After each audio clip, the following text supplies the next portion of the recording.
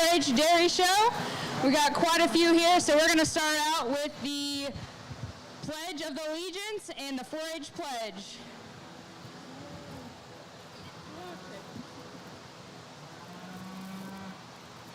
I pledge allegiance to the flag of the United States of America and to the republic for which it stands, one nation, under God, indivisible, with liberty and justice for all. I pledge my head to clearer thinking, my heart to greater loyalty, my hands to larger service, and my health to better living, for my club, my community, my country, and my world. All right, so we've got a little something for all of you before we run down and get our calves. We got some bags for all the 4-H members.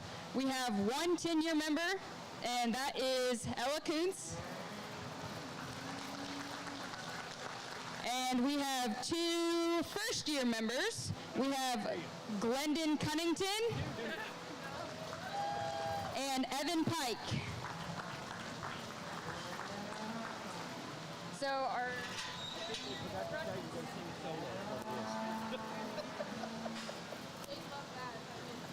the 15.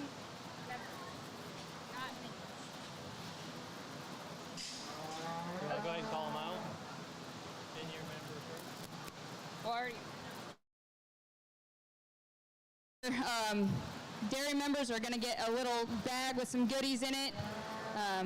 So if you're a 4-H member, you're getting one of these. Mini showmanship will not, but if you all want to go grab your heifers, we'll take a brief intermission while you bring them all up and we'll get ready to start.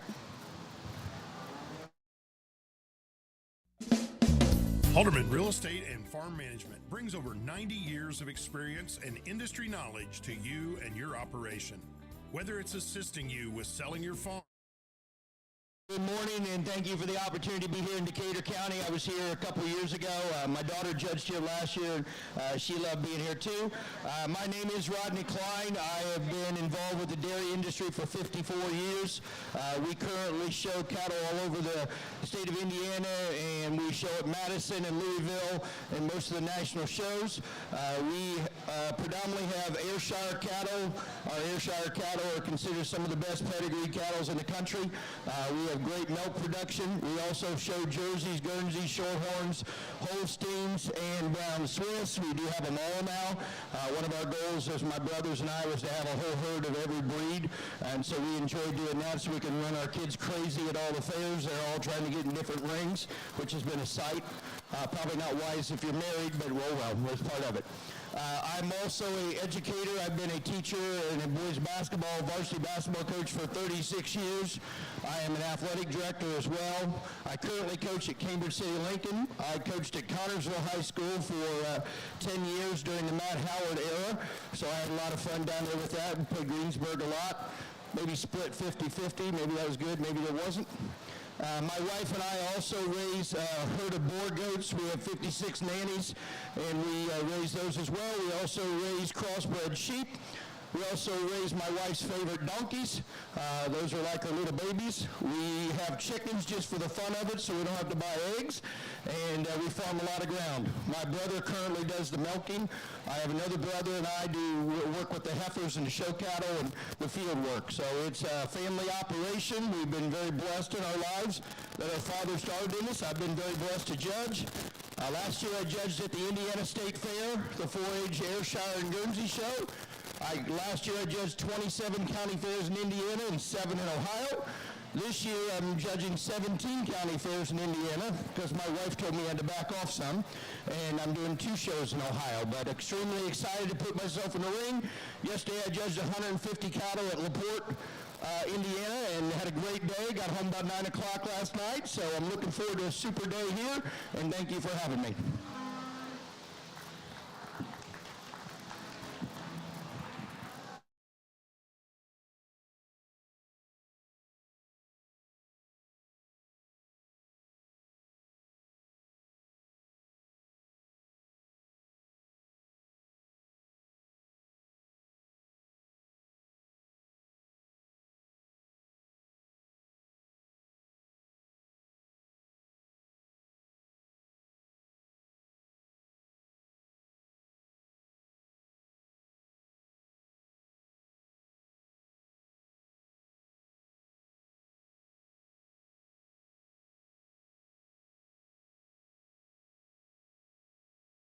We've got four showing. So we've got Evelyn Covington, Quinn Pike, Timothy Moeller, and Claire Schutte.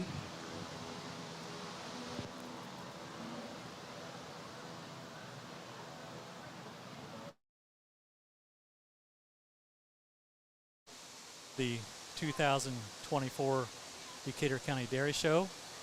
I'm Brian Huber, and my daughter Kylie Osen is here with me also. We are starting the show today with the mini 4-H showmen, which I think they used to call it clover buds years ago, but the mini 4-Hers are showing now. We have 4 of them today. It's Evelyn Cunnington, Quinn Pike, Timothy Moeller, and Claire Schutte. So they're just going to come out and walk the calves around for the judge. The judge today is, I think he's already introduced himself as Rodney Klein from near Cambridge City. And so that's the show for today. And this is just kind of a thing for these kids to kind of practice on being in the ring until they can enter their 4-H, correct? Yeah, and sometimes you'll see the parents or helpers out here trying to just get them used to what in the future may be with them in the future. Yeah.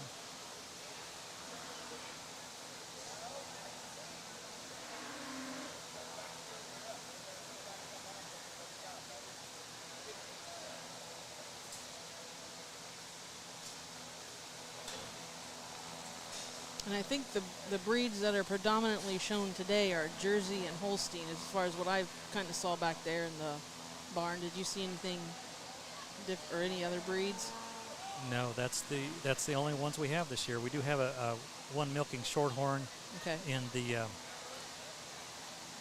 cow show, but other than that, it's Holstein and Jerseys and one milking shorthorn. Which Holstein is normally your predominant dairy cow in the United States. They're normally the ones that you see the most of on dairy farmers.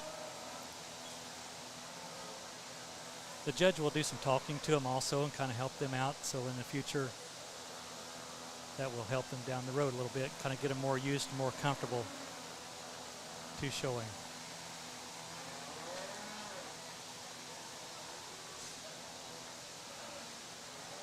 If you hear a lot of pause during the show here, that's just part of it. This is Kylie and my first time of ever attempting anything like this.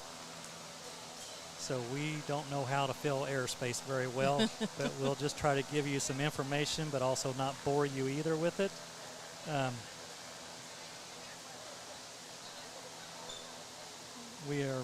Both of us are past 4-H members, and we've had kids involved in the fair, but the kids are growing up, so we don't have any kids involved in it anymore. And we were both 10-year 4-H members. I never showed dairy, but did you show dairy all 10 years of your 4-H? No, we didn't show it till about the last 4 or 5 years of my brother and I's 4-H tenure, and parts of me just wasn't really cut out to show like some people are. I had one daughter that was really, really involved in the showing part, really enjoyed it. And then she has a son here today that's starting his first year in 4-H. And her other daughter's here in the mini 4-H too. That's correct, yes. Yep.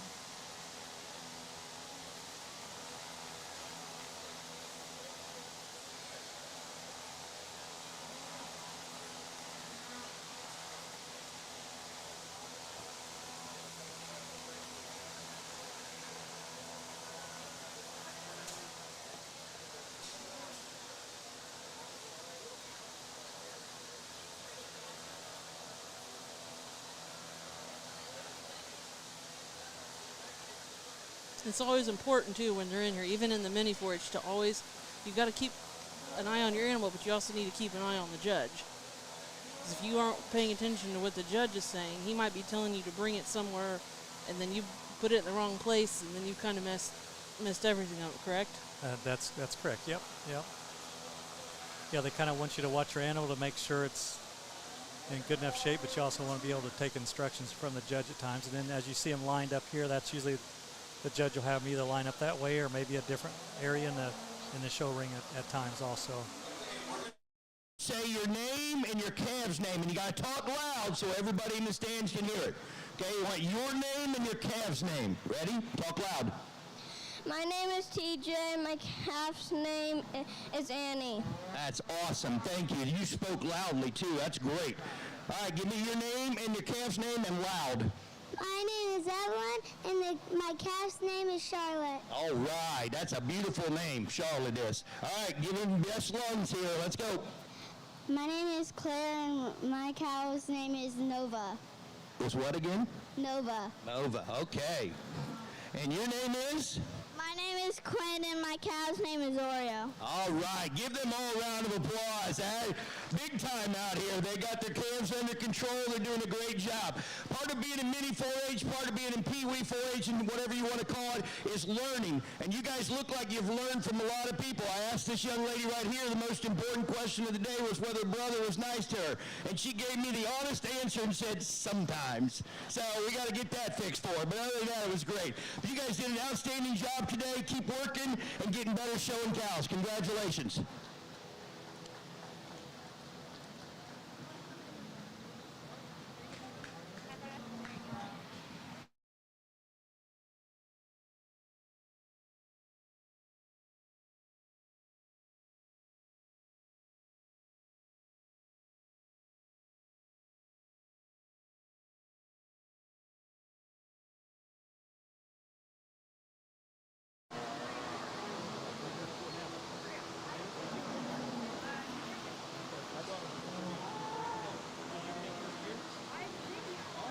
All right, starting off our first class of the day, we're going to have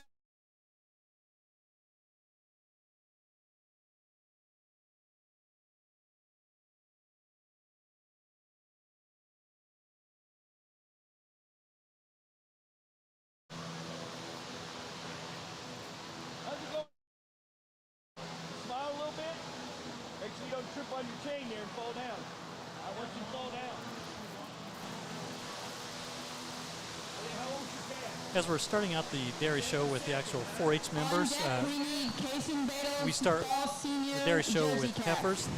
Those are animals that are not milking whatsoever.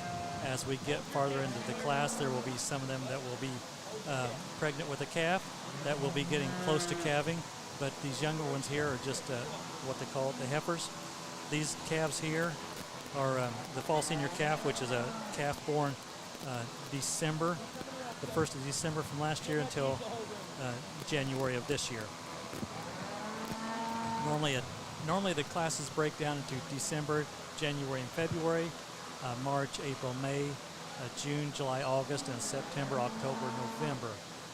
They go by the 3 months. And normally your most popular class as of dairy, normally the most popular is your March, April, May, and your September, October, November. Those are usually, if you watch a lot of fairs or the state fairs, that's usually your bigger classes are those age groups there. So we're starting out with the youngest ones here today that were born actually just around Christmas time till the 1st of the year this year. Here in this winter calf Holstein class, we have a slam dunk.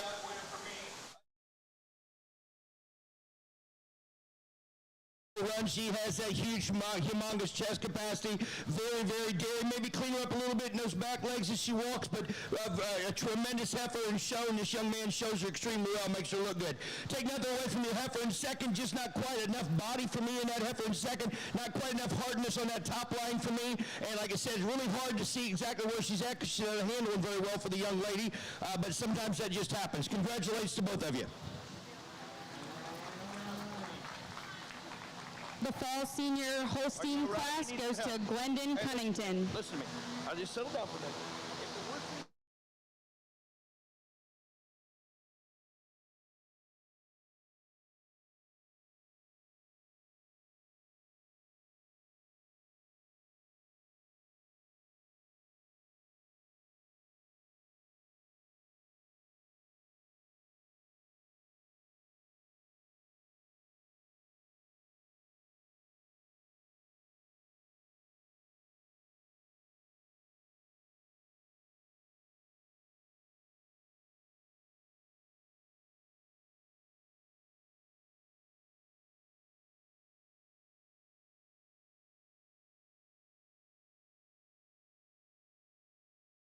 Jersey calf shown by Kason Badel with the name of Cookie.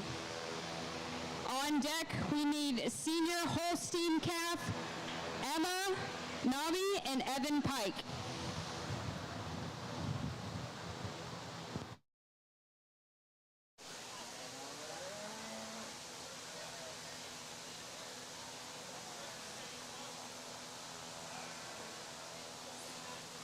This here is also a fall senior calf, which was born December the 4th. What they do is they take each age group, like we was talking about the March, April, May, and the other 3 months, but they will not show the breeds together until the champion of each class. So this Jersey calf that you're seeing here right now is the same age as the two Holsteins prior to that. And then as the show goes on, you're going to see the animals get a little bit bigger because they're going to get a little bit older, but they will not show together as mixed breeds until the winner of each class comes back for your what they call the junior champion, and then you will see different breeds out here representing their times. And the reason for that is each breed has different characteristics and things that they're looking for that are different from the other breed. Am I correct? Yes, yeah. Normally what you'll see is your larger structured animals will be normally your jerseys. No, I'm sorry. The Holsteins will be a little bigger calf than a Jersey. You'll see Holsteins and Ayrshires and Brown Swiss. There may be a Guernsey in there that will be bigger in body type for its age compared to like the Jerseys and the smaller calf. But each one of them has a definite place in the dairy industry. Today to fill it out a little bit, but a heifer with a lot of potential here. Congratulations. Goes to Kason Badel. Next up, we have our senior Holstein calf, Emma Nabi with Nader and Evan Pike with Oreo.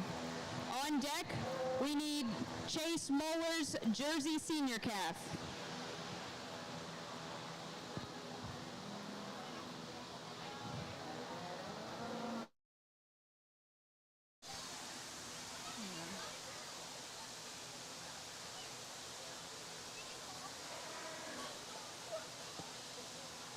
As you can see here, we're getting just a little bit bigger in size, and that will continue to happen throughout the whole show. And the heifers will show completely different than the milking cows. The milking cows will come out later, but the heifers will show by themselves, and then the milking cows will show by themselves.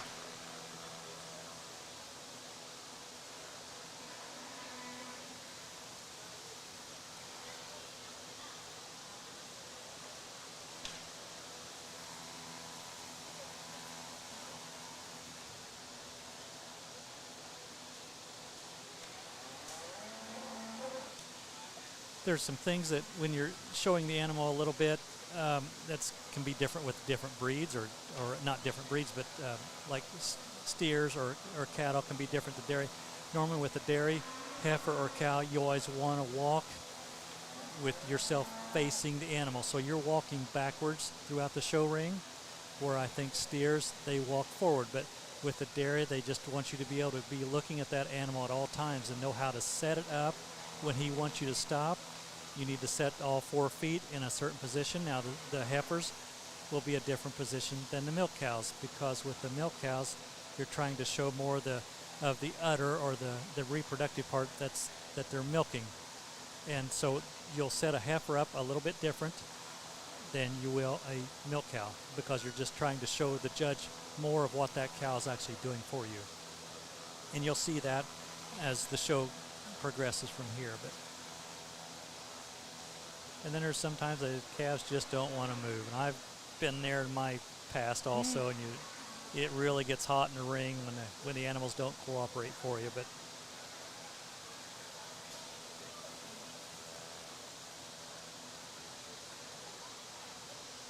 as you can see there, the judge was trying to push down on their back, trying to get the back leveled throughout the top, just trying to get it so it's not hunched back or not have a bow in its back. That's for the structure of the cow, how she will similarities in heifers. I like both the heifers in the front end, but then when you get to your second place heifer, I'm not quite so for sure about that rear end. I'm going to start with this a little taller heifer in this class. I think this heifer's got a little harder top line for me. She's walking a little bit better on her set of feet and legs, and I'd much rather have her rump areas for me on a dairy heifer than the one in second. Take nothing away from the one in second. I like the depth of rib. I like that extreme dairiness over that top, but when she gets to those hooks and bends, then it's a different story. I think she slopes off a little bit for me, not quite as square back there as I need her to be, and just doesn't walk very well on those feet and legs in the back. But congratulations to both heifers. Winner of your class goes to Emma Nobby.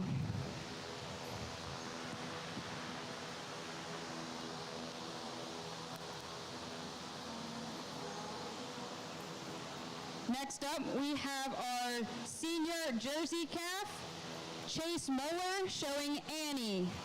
On deck is our summer junior yearling Holstein heifer of Hannah Fuels.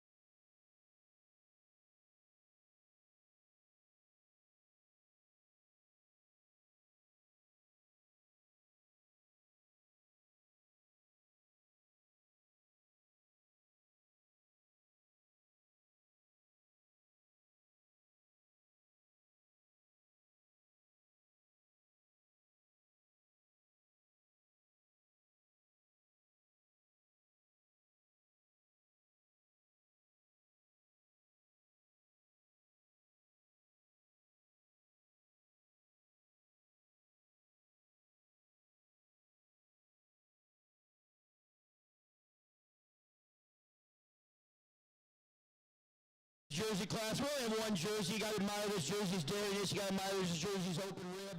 That hardness of that top line is pretty impressive to me as well. I'd like to see this heifer in a ring with some more competition because I think she can handle it. But for today, she's very well deserving of a blue ribbon. Congratulations. Winner goes to Chase Moeller. Next up, we have our summer junior yearling Holstein heifer, Marshmallow, being shown by Hannah Fuel. On deck is our summer junior yearling heifer Jersey, shown by Kaysen Badel.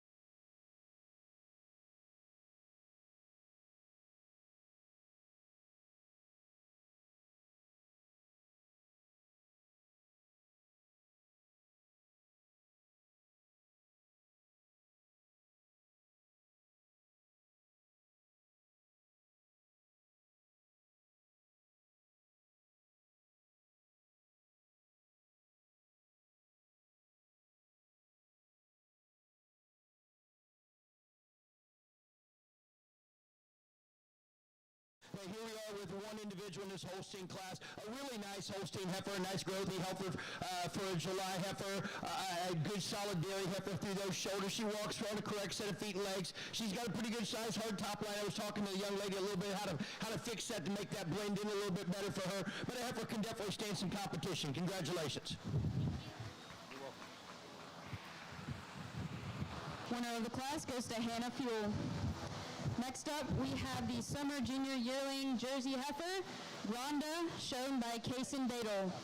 On deck is our Junior Yearling Heifer, Jersey, of Brody Badel.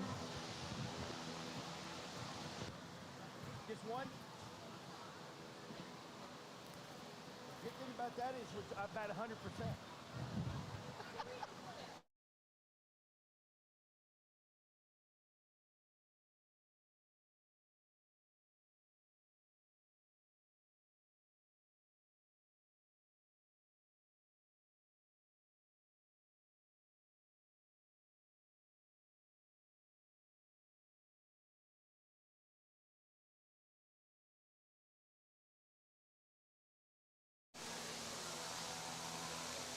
Now, a lot of times when you're starting to work with an animal, how many months in advance do you start working with them to get them used to a halter? And most dairy cows, since you work with them enough, you most feed them with bottles, and you're running cows to the barn and things like that.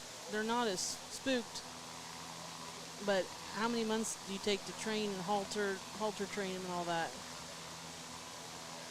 Oh, I'm sure that really varies with each person that enters a calf. I would say 4 to 5 months is probably a really good time, because like you said, when you're on the dairy farm, you're normally working with these calves every day, maybe even twice a day, so they've pretty well got a handle on how you react to them and then you know how they'll react to you. Dairy animals, they're kind of made like people too. Some of them have tempers to them, that they get nervous, they get excited real easy. I love the openness and rib. I love that dareness across. I love that nice hard top line. Walking on a great set of feet and legs. Very deserving of blue ribbon today. I'm a stay part of the competition. Congratulations.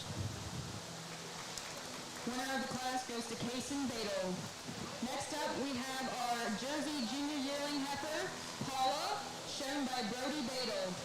On deck is our Holstein Intermediate Yearling Heifer of Wade Schutte and Reed Whipple. But back to the temperament of cows, some of them are really easygoing. You see people that's easygoing. You see some people that get excited real quick. There's some animals that get excited real quick, and you just have to work with them different ways. Some of them just can almost fall right into the place, and the other ones you just have to work with, and sometimes you just can't break their will very easy. But it just takes a lot of time, and just being with them a lot is what helps so much. And sometimes the older the animal, the easier going they are too. They just have calmed down a little bit too. And that really helps in the showing part of it too. And sometimes they've already been showing 2 or 3 years prior to that.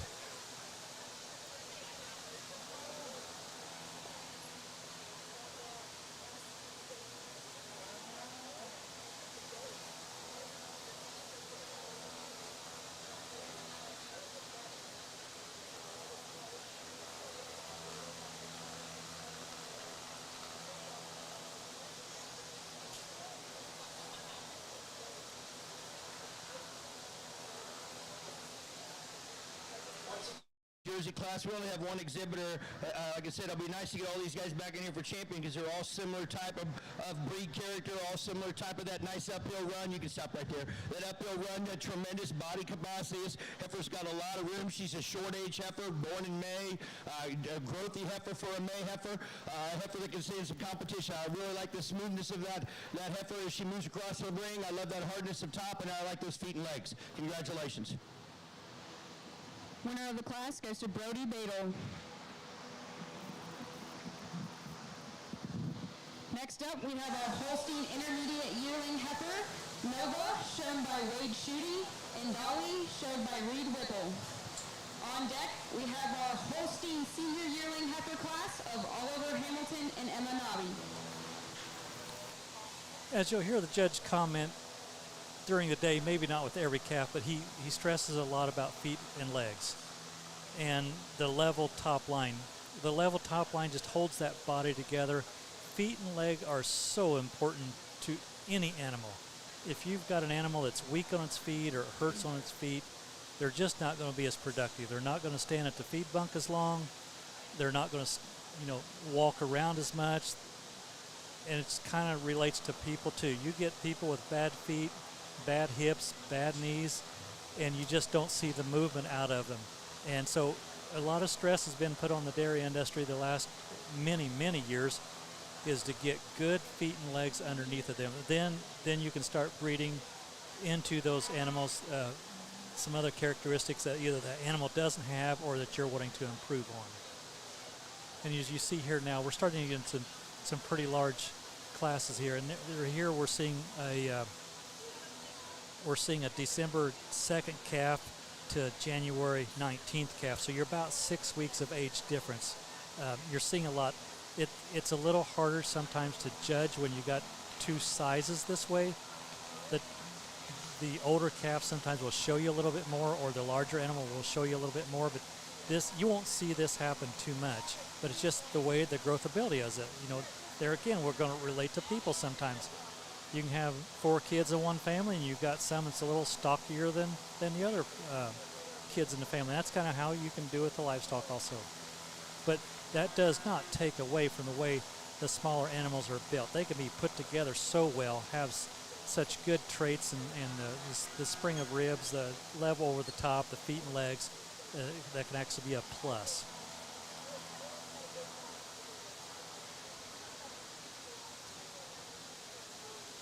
And as you also see with dairy cows, some people may have the reaction, well, they're not feeding them enough. They don't look like a steer does. Dairy animals, you do not want to get them fat. You will have issues with getting them bred. You will have issues with the milk production. No, we do not starve the animal whatsoever. We feed them as much as they'll eat of certain kinds of feed. Because each heifer is totally unique in its structure. We got that big old white heifer on this end, and size and scale, towers above, nice hard top line, walks on a good set of feet and legs. Then we have the heifer that's not nearly the size, not nearly the growth, but probably more dairy, better head and neck area.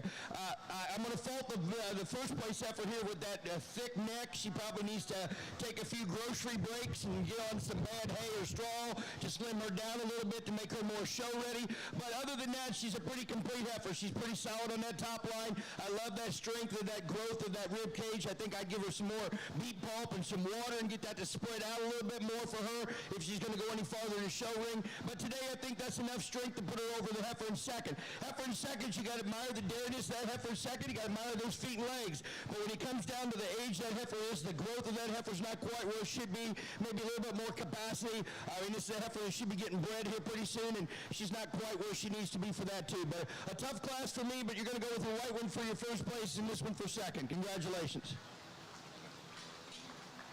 Winner of the class goes to Reed Whipple. Up next, we have our Holstein Senior Yearling Heifer, Rose, shown by Oliver Hamilton, and Hannah, shown by Emma Nobby. On deck is our Jersey Senior Yearling Heifer class of Brody Badel and Kaysen Badel.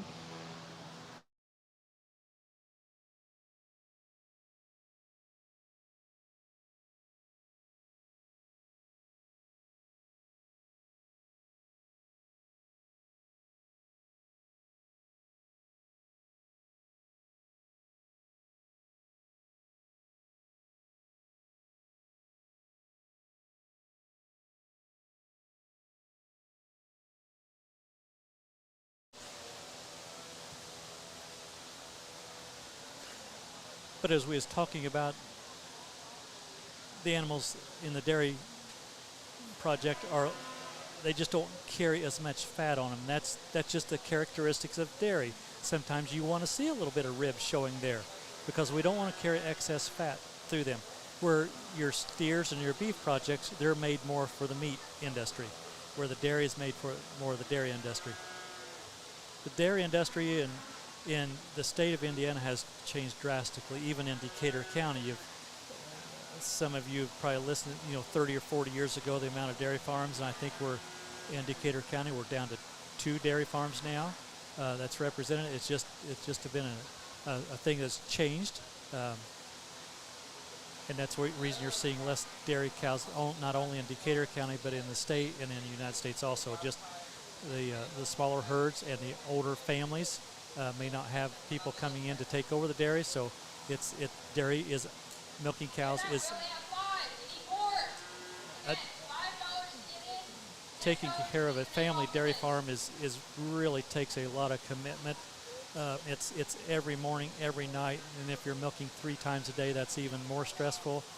And when you're family, you're just relying on family, so family functions get changed a little bit. And I think as the farmers in the county the dairy farmers have been getting older, you've seen some liquidation because of that.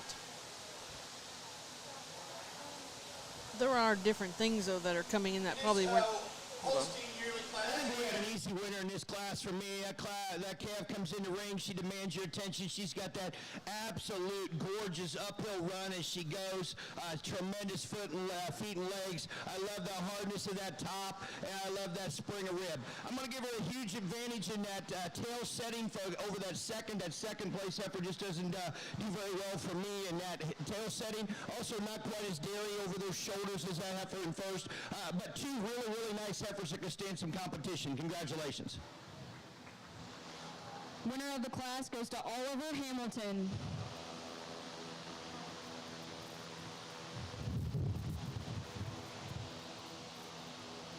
Rounding out our class of the day, we've got our Jersey Senior Yearling Heifer, Bonnie, shown by Brody Badel, and Autumn, shown by Kason Badel.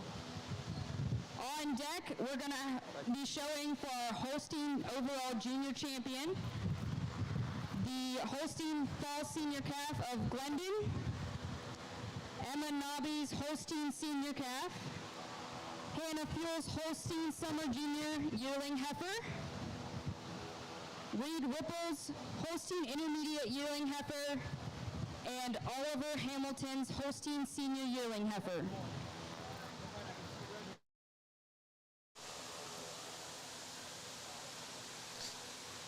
But you were saying, with the dairy farms, this one of the statistics we found: 95% of dairy farms are still family owned and operated, but we've seen stuff come a long way in the past 20 years. You're talking more robots, or we've seen a lot more robots come on the scene. Yes, that has really helped with the labor issue. It's also a lot more cow friendly. It seems like the cows can come and go as they want to, but they're also monitored so that they found out they haven't been to the milking station in only 2 or 3 times in the day. They can monitor and check that cow and see why she's not there. But it's just a little bit easier on the cow because they can come and go, where like a lot of dairy farms is, we try to gather them all at one time, put them in a holding pen, and then run them through the milking parlor that way. But robots have really gained a lot of popularity. I'd say the last 5 to 10 years, I think, has been the largest growth of the robots, and I have not heard anyone complain about them yet. It just seems like they are a big hit. They're very expensive. Robot can normally do, these numbers won't be exactly right, but a normal robot can do milk approximately 50 to 60 cows. So that's where the large herds, that takes a lot more robots. There are large herds. There's one up around Plymouth that has many robots, but it has really helped with the labor issue in that part. And we was talking, the average herd is around 200 cows now, where probably 30, 40 years ago it was probably a 50, 60 cow herd used to be a real common average cow, but now then we're around 200 cows is about the average size, and we're down to about approximately just a little under 700 herds in the state of Indiana, where Oh, Denise, away from me. I just like this dark Jersey heifer. I think she's the real thing. I think she's smooth as she walks across. She got that silky smooth hide. She's got that tremendous uphill run. A great depth of body as well. Walking on a good set of feet and legs. Take nothing away from your second place heifer. A heifer that could probably stand some competition, just not quite as hard on that top line for me today. I kind of a little bit shallow in that area for me and got quite as smooth over that front end area as the heifer in front. But both two good heifers who stand some competition. Congratulations. The winner of your class goes to Brody Badel. Next up, we're going to be showing for our overall Holstein Junior Champion.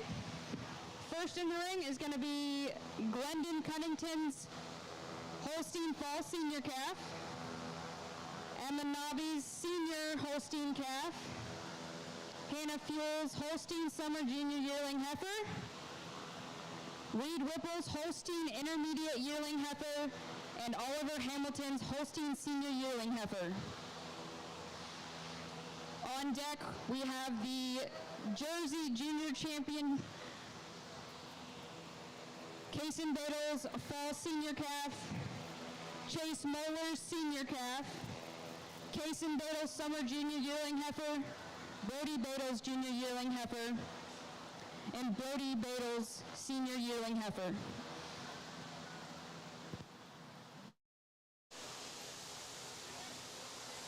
so as you're seeing coming into the ring now, there will be 11, 11 entries into this class. These are your winners of each class. The number one placing calf, they are coming out the youngest first, and then the oldest will be last. And this will be a little more different for the judge to judge because there's a lot of age difference here, and there also is some breed difference. Now he's going to do, now it looks like he's just going to pick the champion Holstein and then pick the champion Jersey and then bring those two back for show, if this is how the judge is working. Some judges do things a little different, but it looks like he's going to bring just all the Holsteins in and pick the top two Holsteins in this class. Sometimes, though, isn't it hard to judge? You get an older one versus the younger. Now, I have seen older or younger ones beat the older ones, but sometimes it's hard when you already can see what that older one is looking like versus you don't know what that younger one's going to do. Oh yes, because like this large Holstein here in the back, she's a lot closer to the milking parlor than that one clear up the front, and she's had approximately another year to show you what she's going to be more like when she gets mature. Yeah.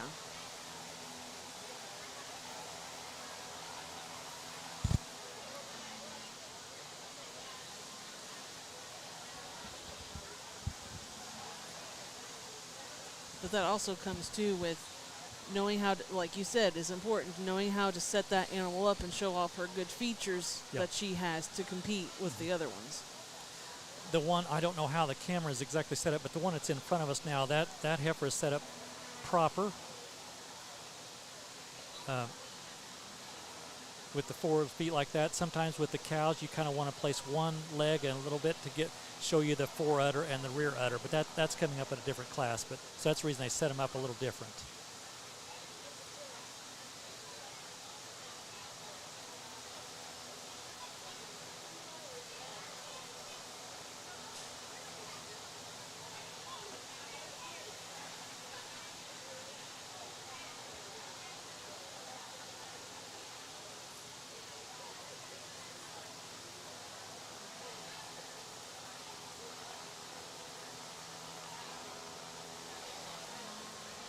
And when you're showing a heifer or a cow, you always kind of want to keep that head up in the air, just trying to kind of stretch that out. The longer the body, the better it is for a dairy cow. I'm sure you can go to extremes either way, but you're always kind of wanting to keep that neck and head up, held up high, not down in the ground. And showmanship will be coming up after all the breed shows are done. But I think at times you kind of want to be still showing in the ring now like you would in showmanship, because the judge will remember a few things.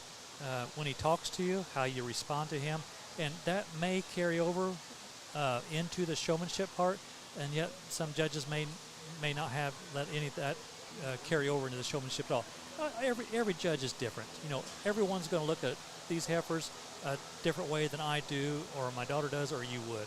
And so most likely right there, the judge is pulling him out, saying, what are some problems with this heifer, or this is what you need to do.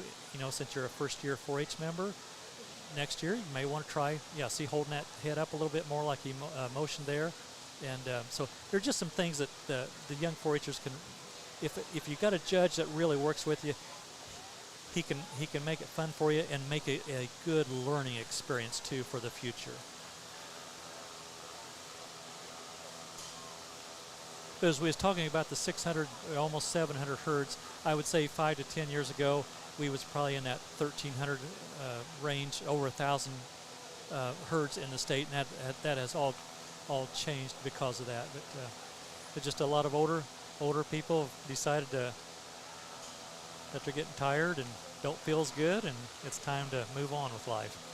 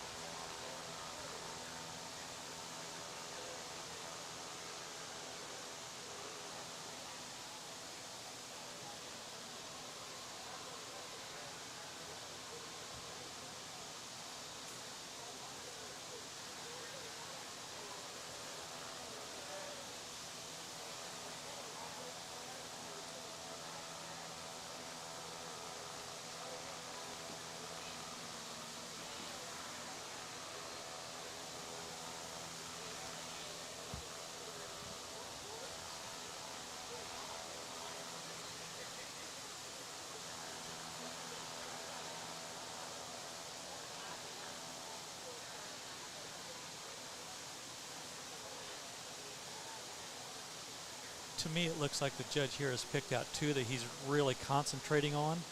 And here again, we've got the oldest in the class and we've got the youngest in the class. And sometimes you don't see that. But anyway, he has pulled these two out here to kind of walk around just to kind of get behind them, see how they walk on the feet and legs. And then he'll pull them in here, and then he may pull a couple more that he likes to compare to each other. And he's just kind of trying to see how they walk individually. Round of applause. Brought out some really nice Holsteins here today. Not a great big show for a number of animals, but a lot of quality out here that I'm looking for. When I start looking at champion heifer, I've been around a long time, and I start picking. If somebody gave me an open look at the barn and said, you can take this heifer home with you, you take this heifer home with you, which ones would you take? So when I pick junior champion, in the back of my mind, I'm picking a champion that I would load on my trailer and take home and try to put in our show herd. Okay, so when you're looking at that, when I look at a champion, I'm looking at a champion that could leave your fairgrounds and go to another county fair and compete, or go to the state fair and compete. That determines a champion for me, and those are the kind of things that I look for. I'm a futuristic person. I really like to look at where that thing could be in a month from now, half a month from now, and that kind of stuff. But there's two heifers out there that really, really make me happy to be here today, and that's your little heifer on the end and your big black heifer right there. Both of those heifers are very similar. Both carry themselves very well. Both of them have a nice uphill run. Both of them have a nice set of feet and legs. Both of them are pretty hard at the top. So then you start thinking to yourself, well, which one would compete with all the animals I've seen? I judged a Holstein class yesterday with 26 animals in it in this age calf class. And I started thinking, where would that calf be to yesterday in comparison where it is? And I judged that calf's class with 17 in it. Where would that heifer be if she was in another county fair? And that's how I start basing on quality where they would go. Well, with enough said, I'm going to start down there with a young man's little heifer down there on the end. I just think she's a tremendous heifer. I think she could go compete somewhere. I talked to him a little bit on how he handles her and how he makes her look, because he can change the way she looks just by the way he handles her head. But a tremendous heifer will be your champion. Your reserve champion will be on the big black heifer right there. I really like her as well. I think she's a growthy heifer. I think she's got a lot of strength to her, but her overall dairiness is not quite the same as that little heifer on the end. But a nice group of Holsteins out here. Congratulations to all of you. The Holstein Junior Breed Champion goes to Glendon Cunnington, fall senior calf. Next up, we're starting for our Jersey Junior Champion. If we could have Kason Biddle's Jersey fall senior calf, Chase Muller's Jersey senior calf, Kason Biddle's Jersey summer junior yearling heifer, Brody Biddle's Jersey junior yearling heifer, and Brody Biddle's Jersey senior yearling heifer.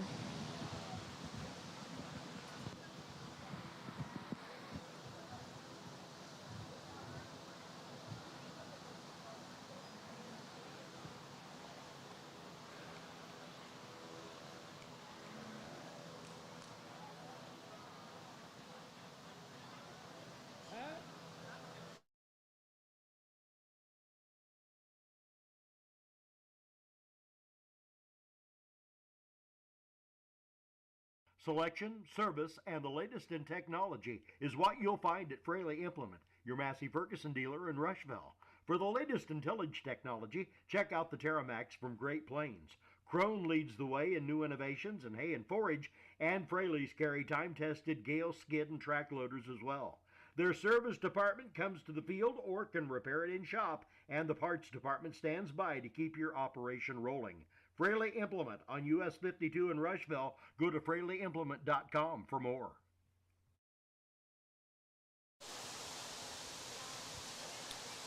Okay, as you see now coming into the arena is the top placings of the Jersey classes throughout the heifer show.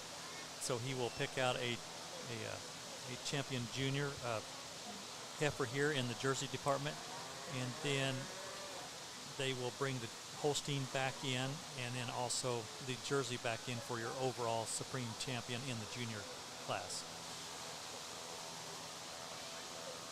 And as you can see here, the jerseys are just a lot smaller, but a big thing in the Jersey breed is they may not give quite as much milk as your Holsteins or Brown Swiss, those kind of cows, but they're components. And when we talk about components, that's protein and butterfat.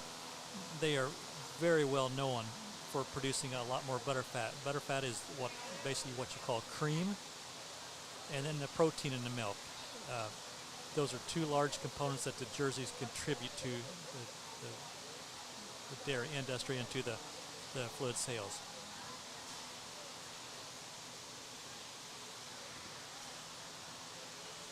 And from what we've had experience with, they're more of a, would you say they're more docile than a Holstein?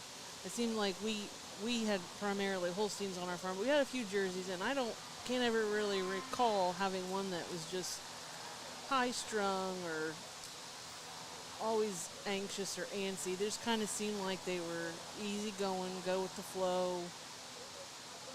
Yeah, they were just a lot more content, it seemed like, with that.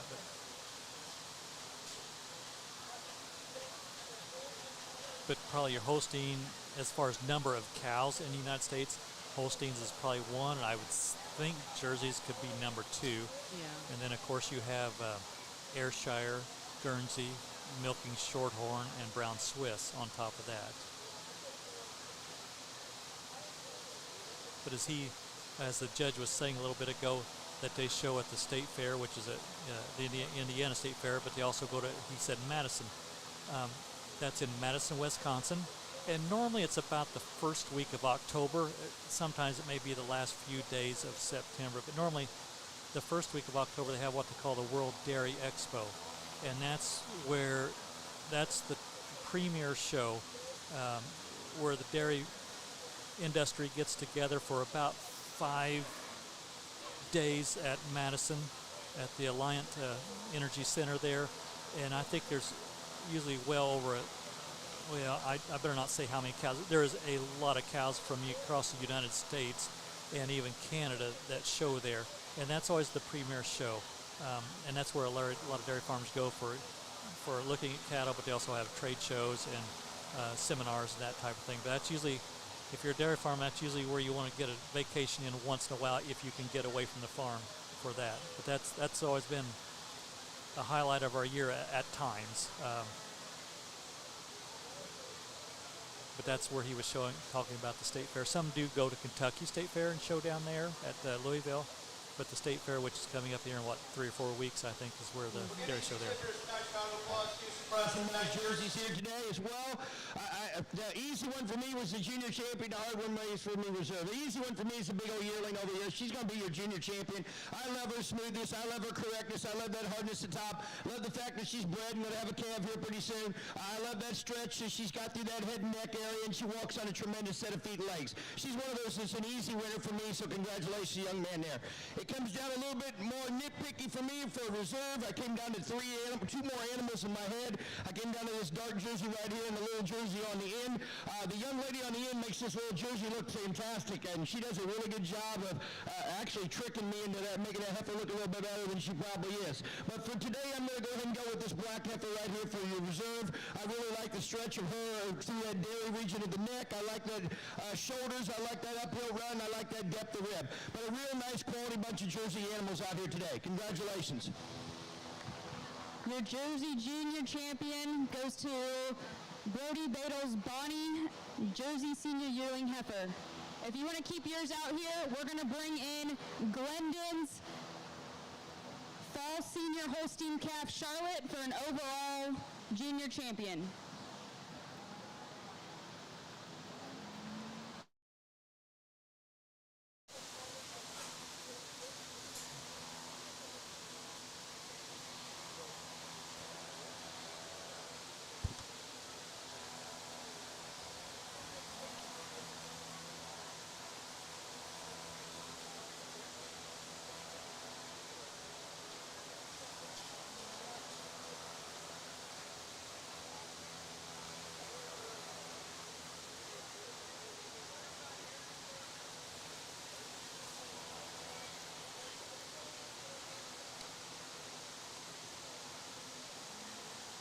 In this class here, we have a Holstein and a Jersey showing.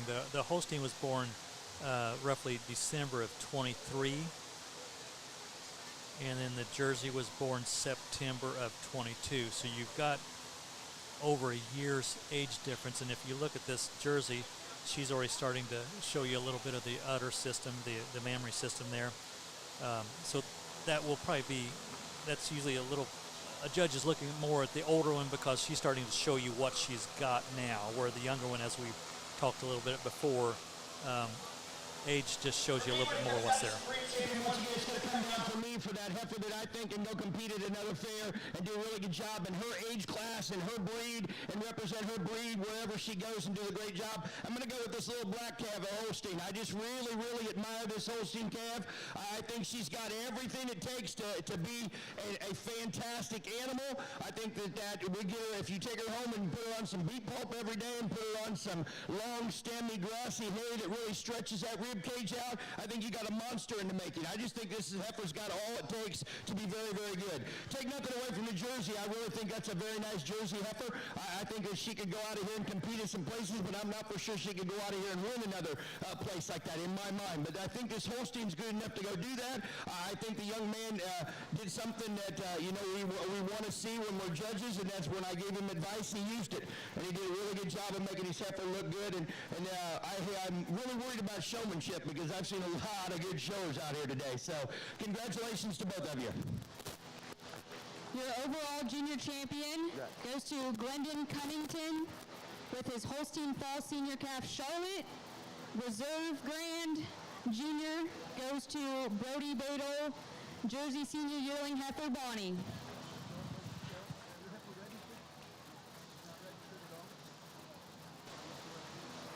Okay, so now we're going to take a brief intermission to get our heifers down and bring all the cows up.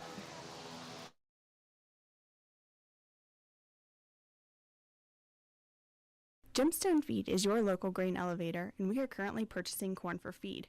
We have the best spaces in the area, along with a high-capacity dump pit to ensure a smooth delivery with minimal wait times. We are located at 5062 West Base Road, just 3 miles west of the intersection at West Main Street and Bypass 3. To learn more about marketing your grain with us, please contact one of our grain representatives at 812-663-5175 or visit our website, gemstone.ag, to see current cash bids. All fair, all the time, powered by Cobia Solar. WTRE, your station for all things Decatur County Fair. Listen live at AM 1330, FM 104.3, or WTREcommunity.com. Cobia Solar. Solar may look different than you think.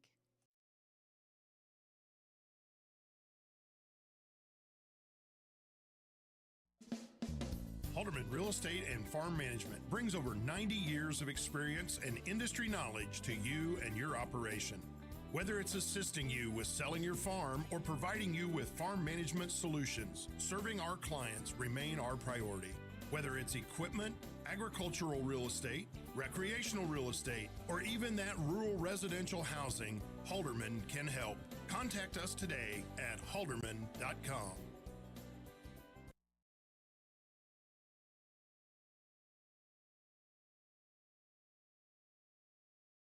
All fair, all the time, powered by Cobia Solar. WTRE 1330 AM, 104.3 FM, and WTREcommunity.com, your station for all things Decatur County Fair. Cobia Solar. Solar may look different than you think.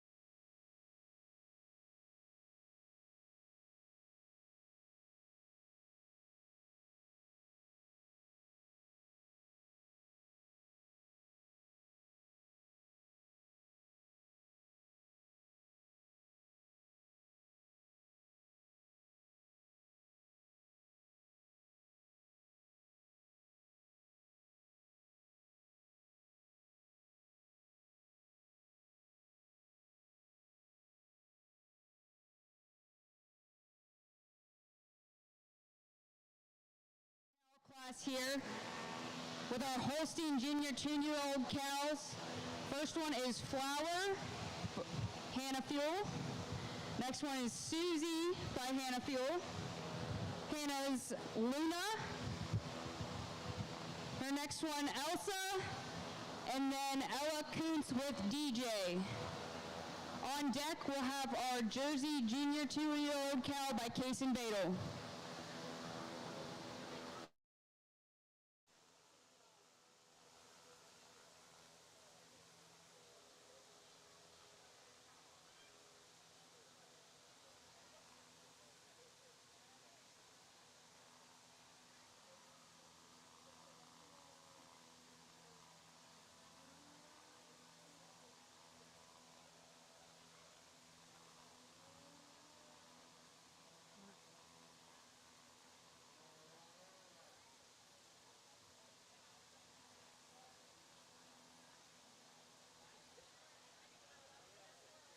Now these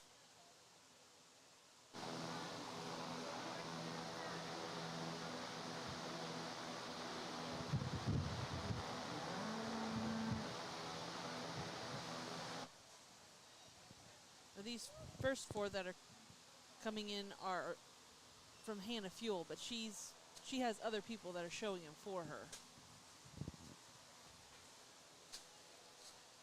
Yes, and this is what they call the junior 2-year-old cow, and this is a class where you can get some in here, and you see that already. That they're on that borderline. They have not had a calf yet, but most of them have had their first calf already. But there's one in here that's was born August of 22, and normally, just a good rule of thumb with the dairy show is, or the dairy industry, normally you want a cow to calve about 2 years old, approximately 2 years old. So like you take the August calf here that's in here, they have not calved yet because they're not quite 2 years old. And then you got some here that's older. You got some Mays and some Aprils and July. So you'll see, I think we got 2 out here that's already calved, and then the rest of them have not. So there again, from a judge's standpoint, they're showing the udder to him. They're showing him what they will do in the milking parlor. This is completely, well, I wouldn't say completely, but a lot different than the heifers, where the heifers, they're still in the growing cycle.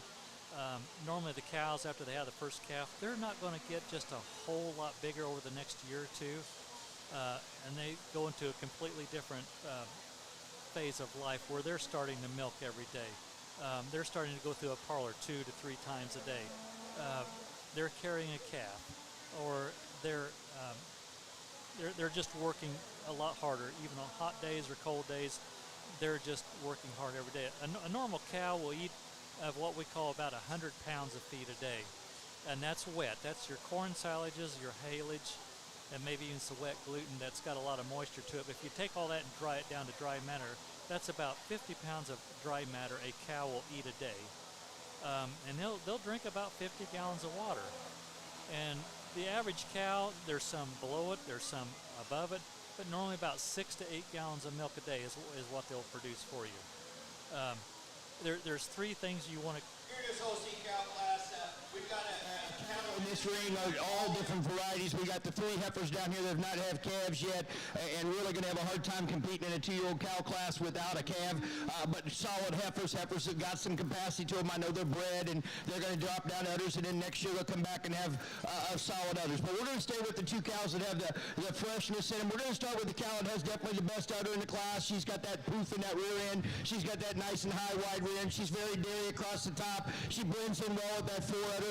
Just a very nice cow, probably not quite as big as you want her to be at this age, but still a very, very competitive cow. Then we go into cow second, the other cow that's fresh in this class. I like that. I admire her 4 udder, but I really struggle with that back udder. I'd like to put a little bit more milk in there and get that a little higher, a little wider, and I'd really like to harden her top up a little bit as well. But a nice class of Holstein cows. Congratulations.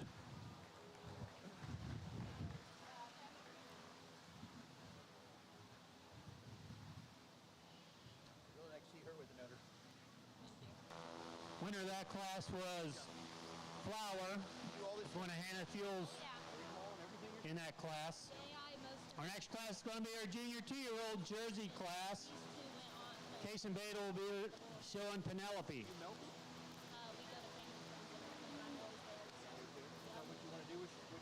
Yes, and a large animal bed. As we was talking there a little bit before the judge started in, there's usually three kind of things you want a cow to do for you. You want her to either be laying down, you want her to be eating, or you want her to be in the milking parlor. Those are the three main things you can do, and just trying to keep that cow comfortable at all time. The free stalls or the lounging area where they lay, you want that to be as comfortable as you can. So when they lay down, they feel like going and laying down. If you got to lay on the living room floor every night to sleep, you're not going to sleep as well. And that's the same thing with a cow. You want that laying area so when they're getting, after they've got done eating, done through the milking parlor, that you want them to go lay down. And that's when the blood flow starts going from the maiden part of the body down to the udder, the blood flow to the udder, which is producing milk. Some places even have like mattresses and stuff for them to sleep on. Fans all over them. Yeah, just as comfortable as they can get so they can do their job of making milk. There's I'd say quite a few herds that bed with sand bedding. I even heard one dairy producer from southern India said their cows are on the beach every day because they're just laying in sand. Sand is really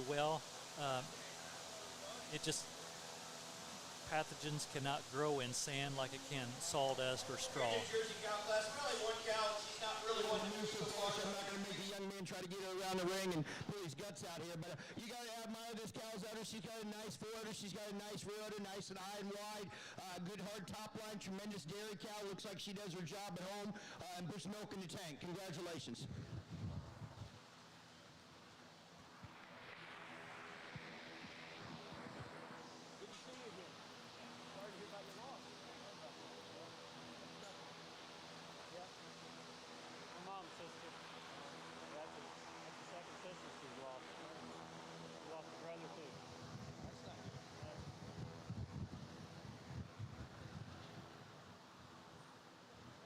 Okay, just one in this class. Our next class will be our 3-year-old Holstein cows, Hannah Fuel with Cameo and Eloquence with White Tea.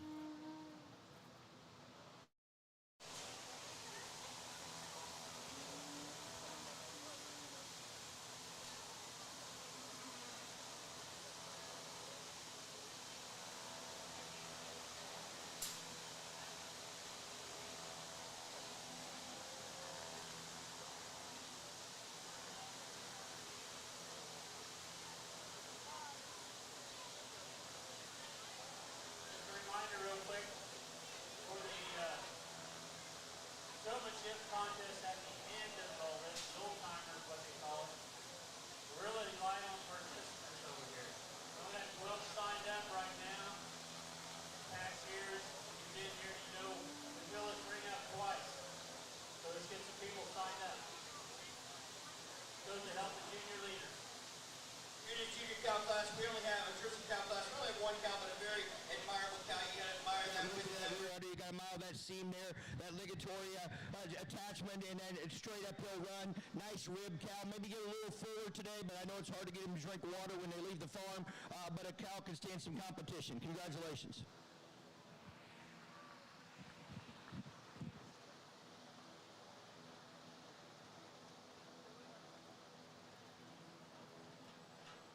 That's something you see much of when they, I don't know if you got oil or some kind of shiner on it. A lot of people do that now. I don't know if you could see, it was really hard to see there the last time. When you're setting up a dairy cow, you kind of want both front feet to be straight across from each other. But the back feet, whichever side the judge is on, you want the hind leg to be halfway between the front and the back of the udder. And what that's doing is when the judge is looking and that foot is halfway in the middle of the udder, that can show him a little more how the front, the fore attachment of the udder is, and then also the back attachment. And then he walks behind and sees how the hind attachment of the udder is. You just don't want a cow to get 2, 3, 4 years old and that udder really lose support and gets really low to the ground, and things just don't work as right in the milk parlor. So you're really concerned about fore udder attachment and rear udder attachment, and then the width of the rear udder attachment. And then if on the udder, what they call the udder floor, you want that about as level as you can, and you want to get the teat placement just as squarely as you can. So whether you're milking in robots or you're milking them humanly, that's so much easier for a milker to attach to the cow.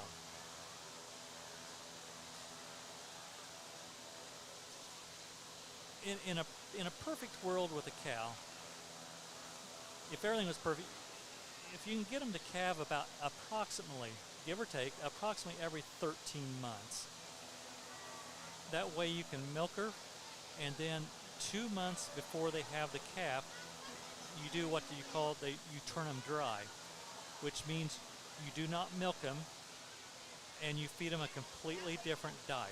We're just hosting cow class. We got a beautiful white cow. It's a shame she had to get hurt this morning on the trailer, and they had to fix her because she's a little sore today. But what a cow. Tremendous uphill run, tremendous rib, openness of rib, tremendous rear end, high and wide in that rear udder, tremendous attachment. Once this cow gets healthy and she gets to walking around here, she's going to be a sight for sore eyes. Take nothing away from your second place cow. Cow's a nice cow.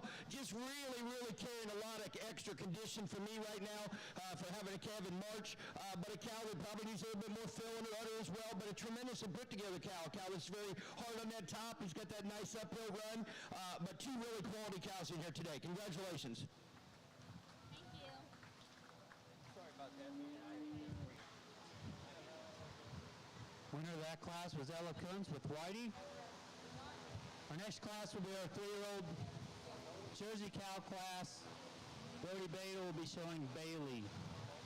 Our on-deck class, 4-year-old Holstein cows, Hannah Fuel with Bella, Hannah Fuel with Spot, and Elmer Rennekamp with Oreo.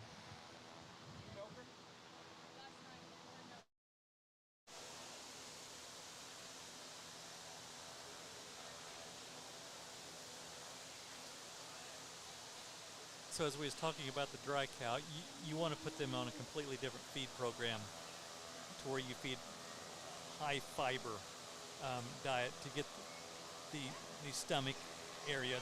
A cow has 4 stomachs, so you're trying to get that stretched out good before they come back in and calve and start eating a completely different diet. You just don't want a lot of energy in that diet. So lots of straw, corn silage, some long-stemmed hay, that time to get the stomach working. And normally what a dairy cow does is when they eat pretty fast, and they'll put it into the first stomach, and then as they're laying down, they will regurgitate that up, chew on it more, and then it will go into the second stomach. And then that's how it's processed through the cow. There are some problems you can have with cows when they calve. Sometimes if their potassium gets too low, they get what they call the milk fever, so you give them an IV of calcium. Calcium, yeah, I'm sorry, not potassium, yeah, calcium to get their system going again. You can also have calving problems, but you can also have that in the beef or goats, swine, anything. Everything can have some troubles with calving, but and whenever sometimes you're breeding smaller animals, the heifers, and you're using artificial insemination, you're using a calving yeast bull. Doesn't want to move very well for him. Like I said earlier, I'm not going to make him hoof him around here when it's hot and they're full of milk. But a really nice cow. You got to admire that rear udder. You got to admire that stretchiness over that neck and that depth of rib. Maybe clean her up a little bit of the levelness of the udder, but a very nice cow.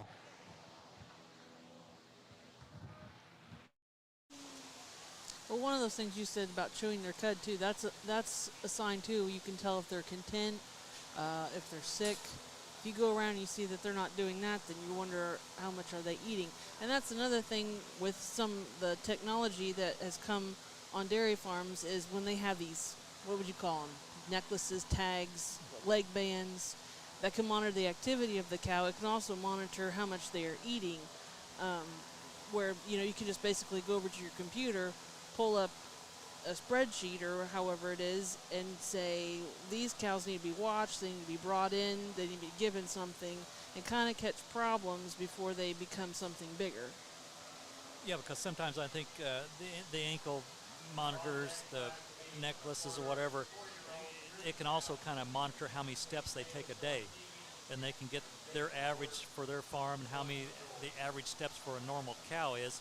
And if you get that sheet one day and the steps are way down, then something is wrong. She wasn't up as moving around as much.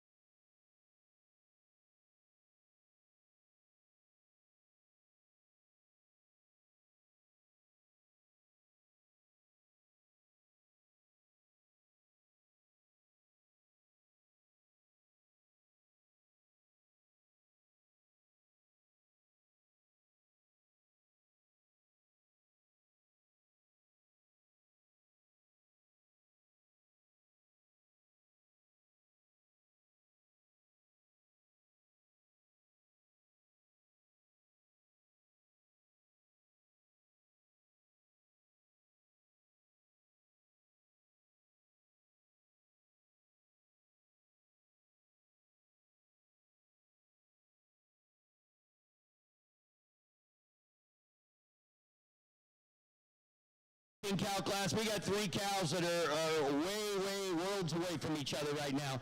Down here in the third place cow, you got a cow that's got some mastitis going on in the quarter, which really makes that udder look a little bit deformed. You got a second place cow there that's dry, and your only milking cow in the class is you're going to be your first place cow.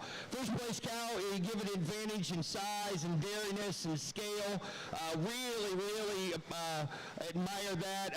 The udder needs a little bit more milk in it today. I'd like to see that udder in the back a little fuller and the foreudder a little matching. The feet and legs are a little bit tough for her as well. Second place cow, you got to admire that depth of rib. You got to admire that openness of rib. You got to admire that stream dairiness over the top. Heifer, I'd like to see when she has that calf to see where that udder is. And then you go to the extreme dairy cow over here in the end, a big time size, nice rib cage, beautiful front end, but just that back end slopes off a little bit for me, and then with that mastitis in the quarter, it's really hard to see what her udder's like. But 3 Holstein cows in your class today. Congratulations. Good luck pulling that up. That's hard. Not only are the 4-H'ers experienced, but so are the animals in this class here. I know all 3 of them been here since they were small. So the winner of that class went to Elmer Rennekamp with Oreo. Our next class will be our 4-year-old Jersey cows, Kason Badel showing Phoebe, and Jacob Mullers showing Joy. Our on-deck class will be our 4-year-old Milking Shorthorn, shown by Ella Kuntz, Rona.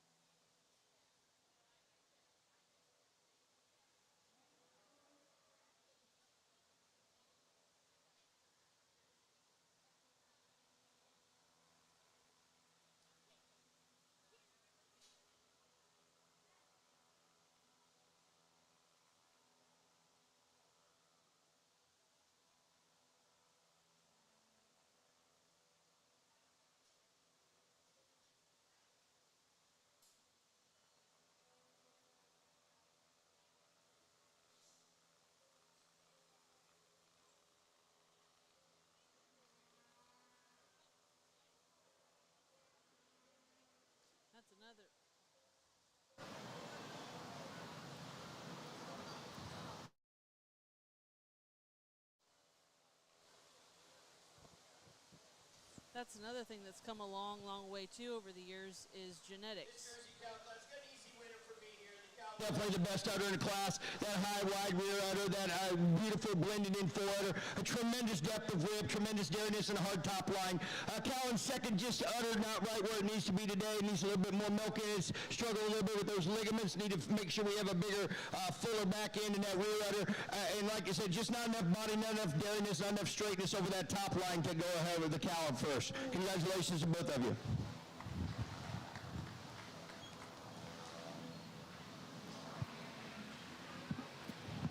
Winner of that class went to Case and Badel with Phoebe.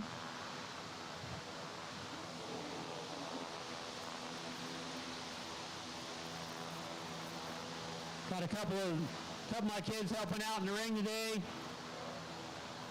The oldest one of mine that normally does it for me, he's down in Texas right now. He's a lineman. He's down helping get the power restored down there. That's why he's not here today. This will be the only milking shorthorn cow, so this will be our breed champion also.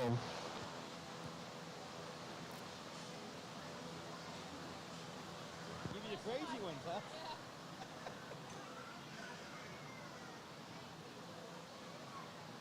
That's fine. You can stop right there. How many days she been milking? How many days she been milking, you know? When did she have her last calf? Got her bred back? Yes. You guys milk her? Yeah, at the dairy farm, but In this milking shorthorn class, we only have one cow, but a really nice animal, a really well-structured animal. That hard top line, that tremendous uphill run that she has, that depth of rib. I love a nice udder underneath. I'd like to see a little more milk in that udder to see where that bombs out today. But a cow is put together well. A cow is very representative of Blue Ribbon. Congratulations. And it'll also be your champion shorthorn cow today.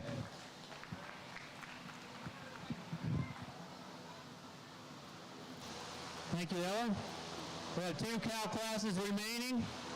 We have a 5-year-old and older class. Our first one will be a Holstein, shown by Hannah Fuel, showing Emma. And then we'll have our Jersey class with Ruby being shown by Tessa Moeller.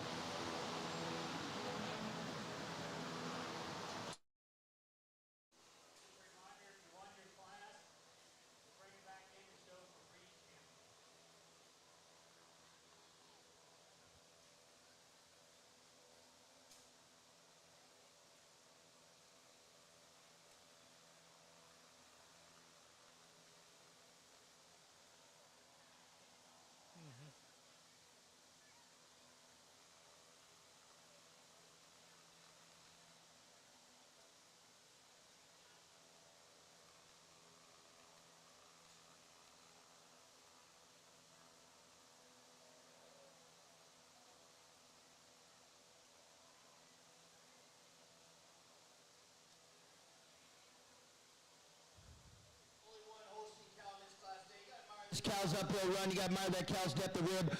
Young lady said she's due to have a calf here pretty soon, so it'd be nice to see when she drops that calf how that udder's going to fill up and look. But a cow that can stand some competition. Congratulations.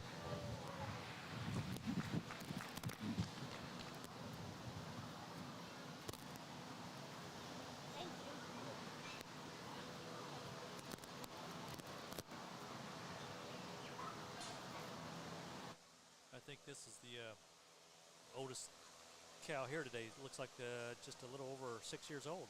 So.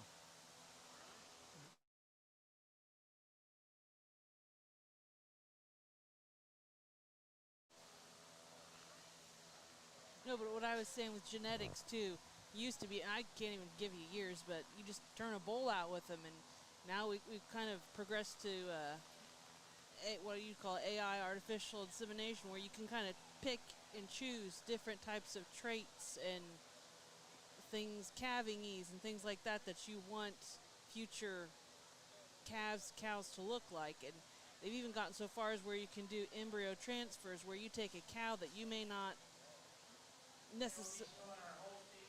First, after this one, so your winners that need to come back in the ring will be Hannah Fuel with Flower, Case and Badel, Eloquence with Whitey.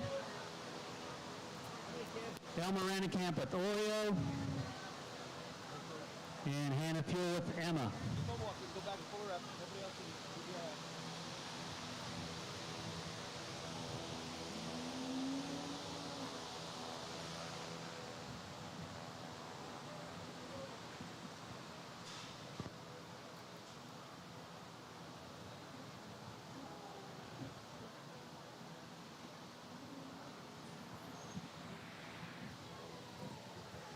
Only one jersey in this class, but you got to admire this cow. Go ahead and stop right there, young lady. Got to admire this cow.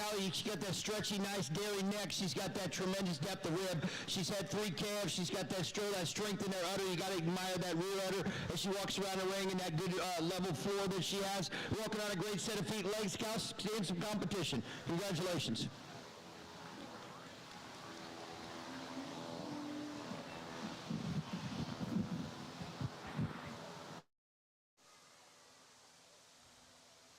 No, but what I was saying is you can take a cow that you don't like any of the structures on, and you can take embryos now and put those in there, and you still get a good calf.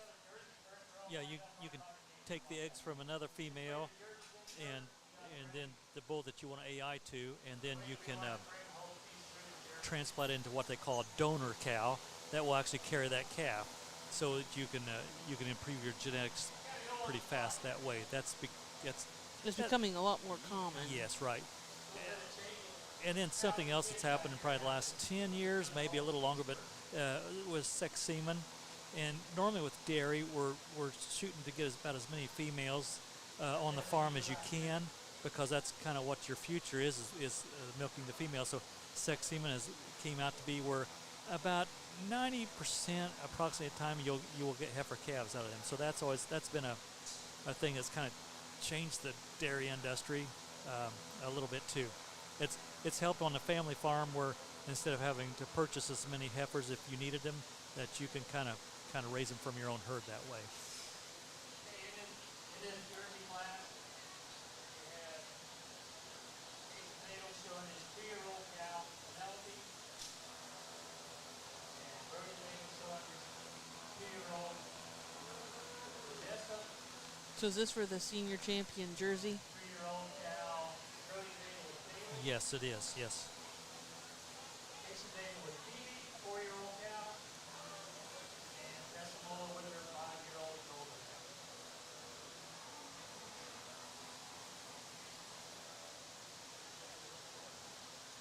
Now we have a couple members here that are showing more than one animal today, so I appreciate the other kids helping out, showing these cattle.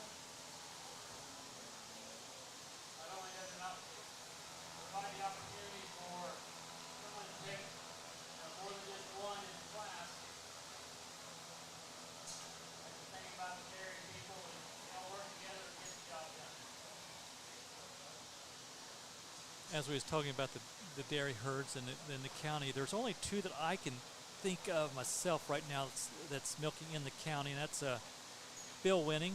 He's north and east of Greensburg, and then Hoshball Dairy down around Letts, and that's about the only 2 here. The closest robots that I know of is Narwhal Farms down south of Batesville. I think they have robots. I know Hoshball gives tours if you contact them. Another place that we know the farm, it's a Keenert Dairy that's up by Fort Wayne. They have had robots for quite a few years, and they have also, in the past year, have opened up the Keenert Milk House, where they have put up on-farm processing, where they process their own milk with ice cream and cheese and those types. And then I seen in the last week or 2 they're going to start to have delivery of milk in glass jars. I'm not sure what size, or glass jugs, like home delivery like they used to have. So, and I know they have a large tourism in September and October on the weekends that you can tour the farm and tour the robots, watch the cows being milked with robots, and then also their new their new milk house that they have up there with the on-farm Yeah. processing that they have. And that's like a family activity. I know they have like a corn maze and some other kind of stuff for kids too. So it's just, I've never been there. I want to go at some point, but Yes. it just sounds like it's, and there's Fair Oaks too. Fair Oaks is yeah. a good one if you want to go, and that's a robotic milker, but it's a, what do they call those, Dad? It's a carousel. Oh, on the carousel Yeah, parlor, where yes. the cows hop. It's like a continuous carousel going round and round, slow moving, and the cows hop on, get milked, and it's kind of fun, neat to watch that they're trained where they back off, Yeah. back out when they're done, and they have that's a big tourism spot, and they have a cafe, and they even have I think it's called a farmhouse restaurant, and they built a hotel a couple years ago there too, so. Yeah. I think that's north of Lafayette on Interstate 65 up there. They've been in there quite a few years. I know now they do not milk cows anymore, but the Kelsey Farms over by Whiteland, they also have a fall tour on their farm too. But I think they quit milking cows a few years ago. Yeah. But they used to have a dairy farm tour. But they still have a fall tourism there for agriculture too. And they have something with Christmas too. I saw that. Okay, yeah. A Christmas walk or something. Yeah, yeah. So it's just trying to educate people that aren't around cows or farming much. The two cows that meet my criteria for today, what I'm really looking for if I'm going to pick a champion cow. I think both of these cows can run some competition against each other. I know the old cow's not handling as well as she probably should be today, but she looks pretty good. I have a hard time going away from this young cow. I just think she's going to be your champion today. I love that udder on her. She's by far got the best udder in the class. She's got a high, wide rear udder. She carries it around well. Maybe you can fix her over the top a little bit more, give her a little bit more substance to her in that rib area, but just you can't get over that udder and that dairiness and that capacity that she carries through those chests in that area. Take nothing away from the old cow. I like the old cow. I think she's got a lot of depth of rib. I think she's a tremendous dairy cow. I think she's got a nice high, wide rear udder. But when you get her out here moving, she just doesn't move as well on those feet and legs. And I know that has to do with age, because trust me, I don't move as well on mine either. So I understand how that goes. But I still, for today, I'm going to go with this fresh, younger cow as your champion and reserve on the older cow. Congratulations.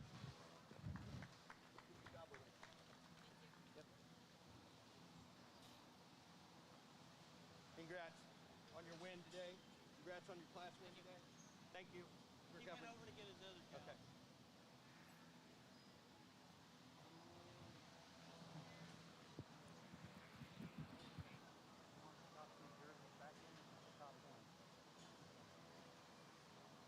Think you're going to bring the Shorthorn back in? And the Holstein and the Jersey. Let's freezing up. Freezing up. Okay, while we're taking these out, bringing the Holsteins in, I'm going to name off the people that are on the list. And no, you can't get out of it.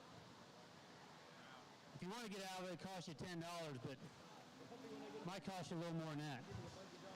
So, on the list, Stacy Schutte, Josh Pike, Bruce Badel, Mike Coons, Ben Schutte, Jill Fuel, Hannah Garland, Brad Schutte, Jesse Hamilton, Stephanie Nobby, Nick Nobby, Chris Mueller, Bailey Ebbing. We got a whole nother sheet here we need to fill up, so let's see some money flowing. Goes to junior leaders, helps them do the things that they do during the year.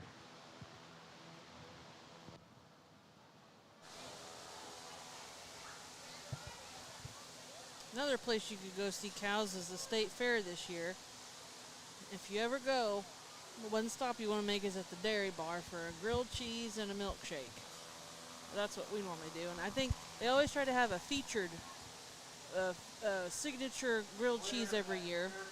And the one that they're having this year is called a hot honey pepperoni pulled grilled cheese. And it's a mix of mozzarella cheese, sandwich style pepperoni, and hot honey between two slices of sweet Hawaiian bread. And you can get with Italian seasoning. And then I guess they decided to have another one this year. And it's called the Melty Mess grilled cheese. And it's on sourdough bread and it's got a mixture of Havatari, cheddar, and Munster cheeses. And then the signature milkshake this year is a blueberry milkshake. Yeah, I don't have the exact numbers there, but I think last year they sold like between 40 and 50,000 milkshakes up there. They've kind of shortened the state fair down a little bit this year to just 3 weekends and 2 weeks, but they will be closed on Mondays this year, where in the past 2 years they've been open 4 weekends and 3 weeks and closed on Monday, Tuesday. And I think that starts August the 2nd is when the state fair starts. Little black cow here. Both of them got tremendous udders. Both of them got tremendous dairiness. Both of them got that hardness on that top line. Both of them got that openness of rib and that dairiness over the top. So then it comes down to what do you think is who would compete the best? And for me, it's just an absolute shame this white cow hurt her leg this morning because she's got it all. She is big. She's powerful. She's strong. If she's not hurting, she gets a little bit more milk in that udder. She's going to calve out here pretty soon and it's going to look dynamite. I just think that she's too much cow, even hurt a little bit to not name her champion. So she's going to be a champion Holstein cow. Reserve champion is going to go on this young lady's little 2-year-old here. This young lady, I don't know a lot about her story, but I can tell you right now, there's nobody that's worked harder in this ring today than she has. She comes out here and presents her cows, and she does all this stuff and has them looking really nice, and she's got a really, really good young cow here that you're going to get some more width on, you're going to get some more growth on, and as she matures out, you watch out for this cow in the next couple of years. She's going to be wicked. Congratulations to all of you.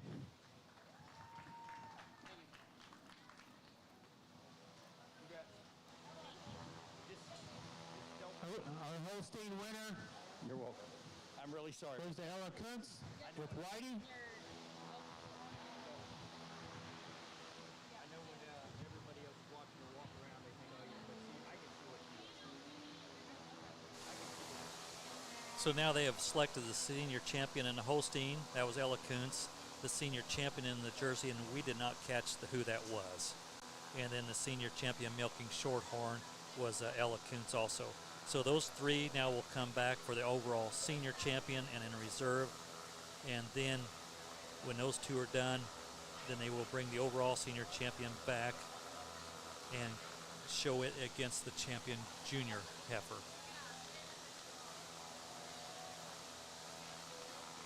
So it should be about three cows in this class here, and this will be your grand champion of the dairy show in the milking cows.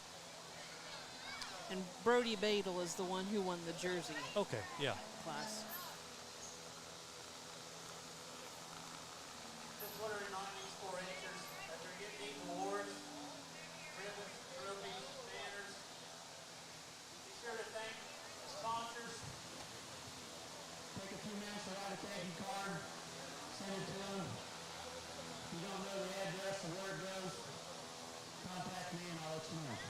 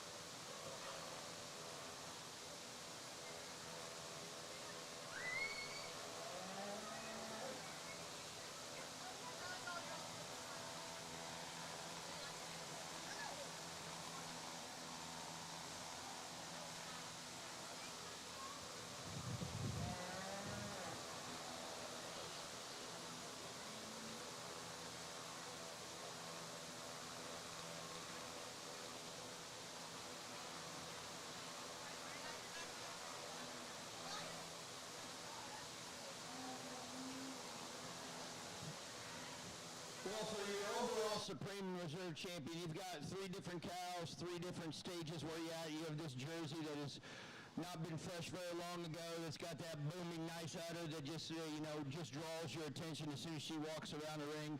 You got a humongous, solid Holstein cow here, 3 years old, not had another calf yet, and is limping a little bit.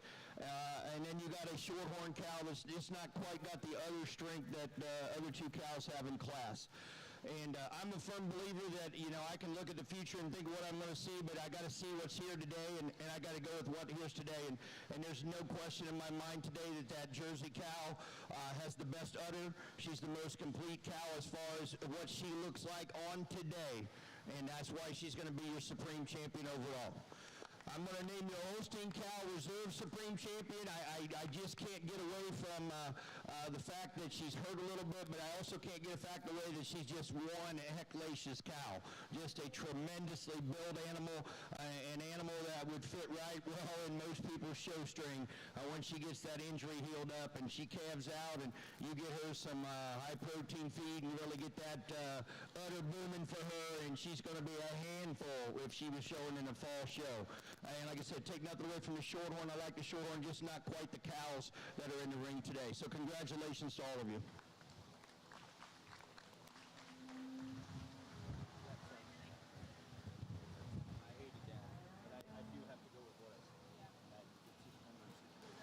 Okay, so your grand champion cow today is your 2-year-old Jersey cow, Odessa, shown by Brody Badel. Your reserve grand champion today went to Ella Kuntz with Whitey. Thank you for helping out. Appreciate it. Oh, yeah. So we can take a few minutes over here if you want to take pictures over here. And so get a few pictures with the Grand Reserve over there if you wish. We'll take a few minutes and let the kids get ready for their showmanship part of the show.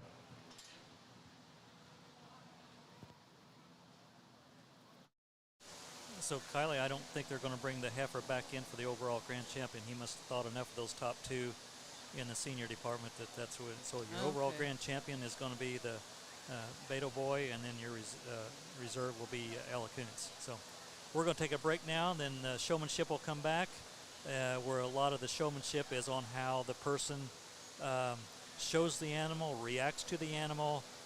Doesn't really matter. He's not going to be judging the cow itself of how its components are made of. So we'll take a break, and we'll be back in a little bit.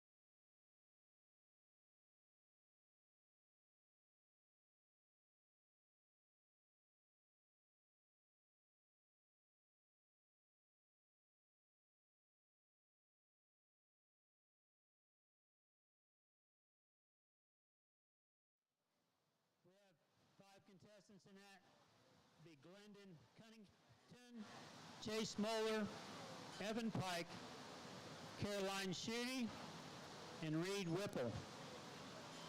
So if the five of you get up here to the ring, once you're all up here and ready to go, then we'll bring you on in.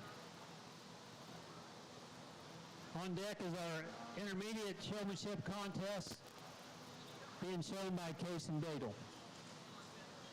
And our winner of each class is eligible to move up to the next class this day if they choose to, or they can wait and move up the next year.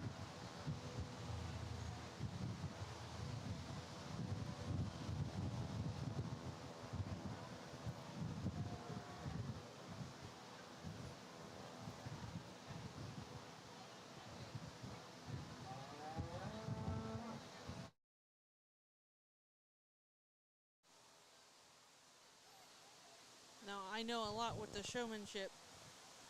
Of course, I've never showed this, but some judges will be more on how you handle the animal, how you set her up, and then some judges ask lots of questions about how well you know your animal, how well you know the industry, some different things like that. So sometimes, depending on the person you get to judge, can kind of determine that.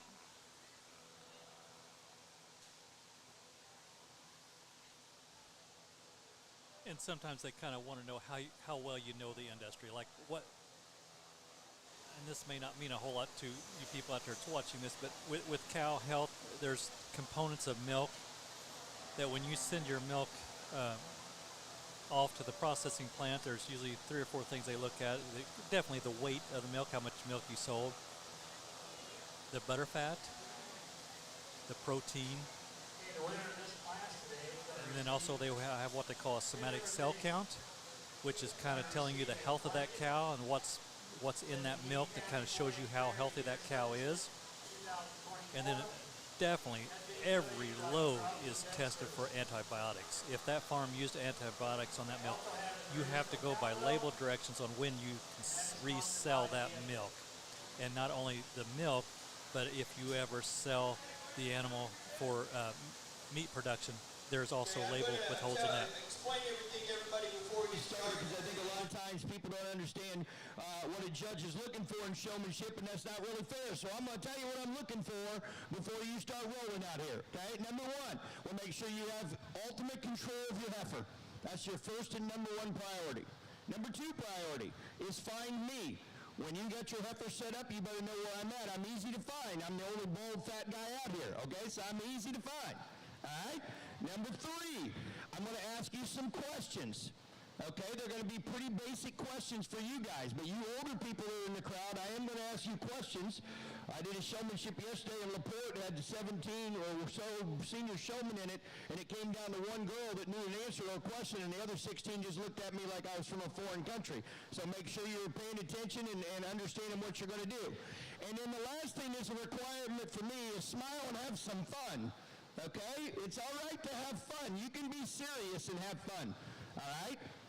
Everybody understand the rules for me with this group? All right? So we're going to get going. I'm going to have you move around. Anytime you see both of my hands go in the air, that means I want you to stop your animal. Everybody shake your head if you understand what I just said. All righty, let's roll. Start moving.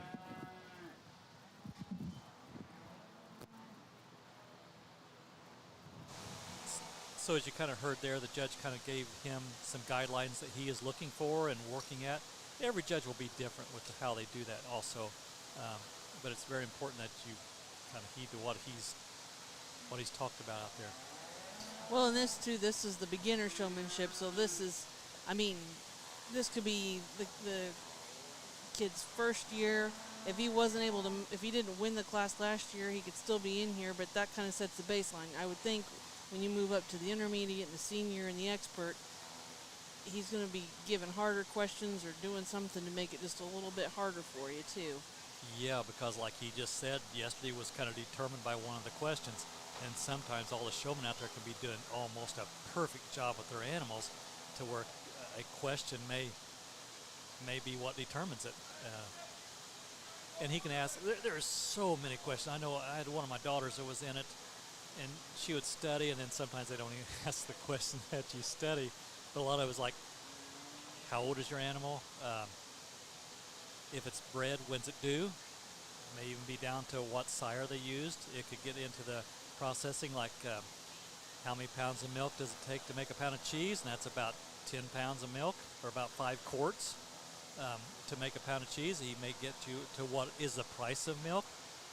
Dairy is done a little different. Dairy is sold in increments of 100 pounds. So for every 100 pounds, he kind of wants to know what that price is. And right now, that price is around approximately $21, give or take. Different processors are paying different money, or different components. If you've got higher protein, higher butter fat, that will definitely change the price of it. But that's just a general rule of thumb.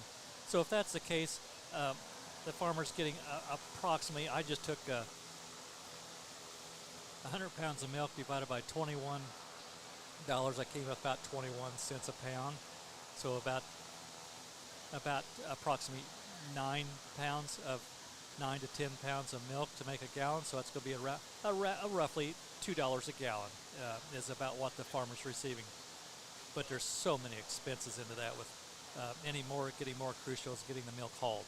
That's getting to be one of the number one restrictions that dairy farmers are starting to have. Is with fewer dairy farmers, the trucks are having to drive farther between farms and then to getting it processed. And of course, a lot of you people know what the trucking industry and getting hired help, that type of thing. But those sometimes are some of the questions that they will ask.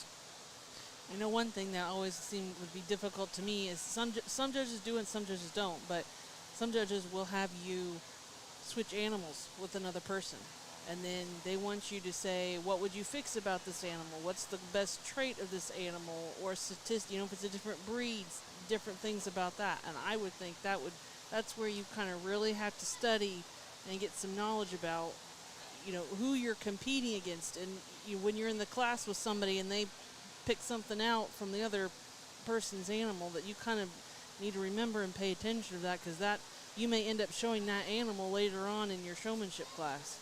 That's correct. Yep.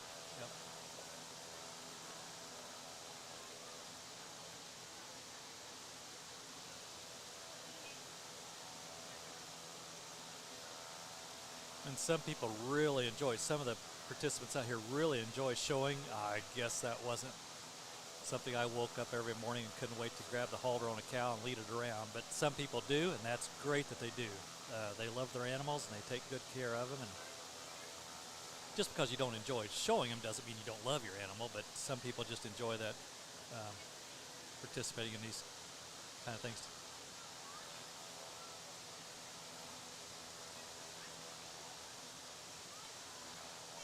Yeah, some people just enjoy competition a whole lot more than I do.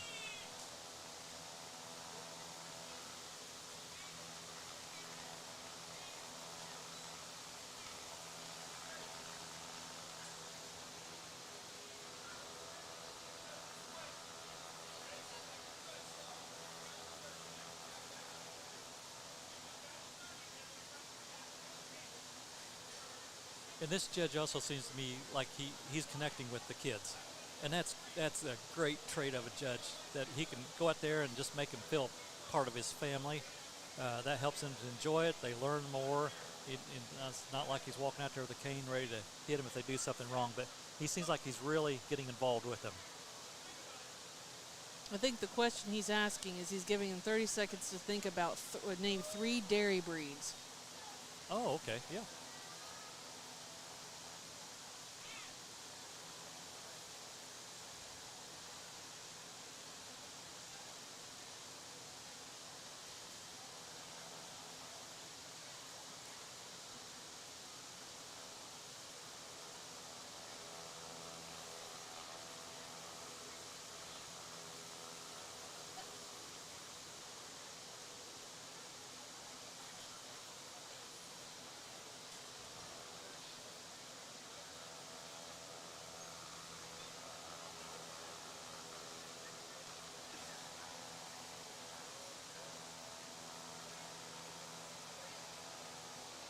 maybe the word I was trying to think of was competitive. Some people are more competitive than the competition, and some of us aren't made that way, and some of them are, and that's.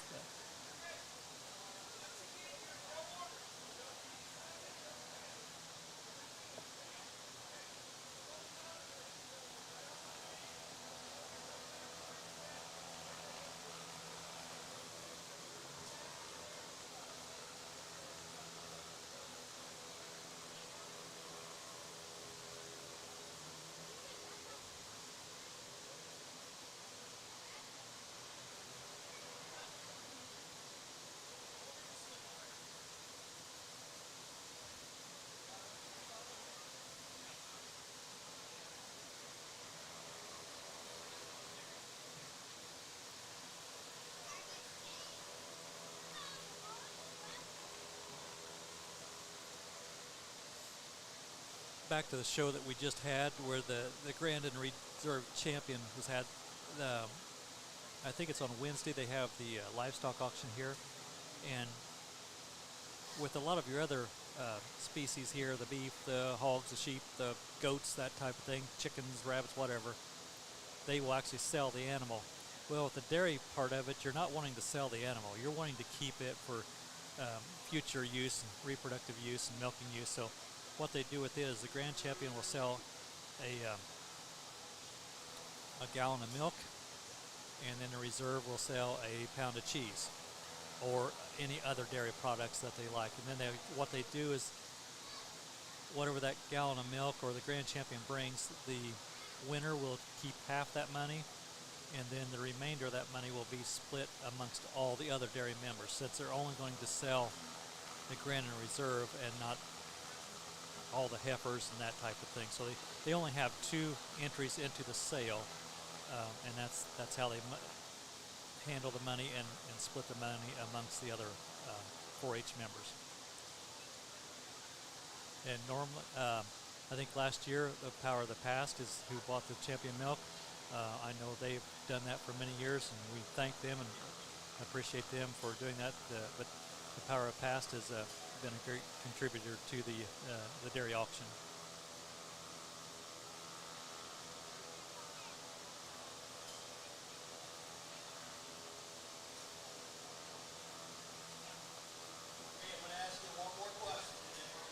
A final lead out and a final setup.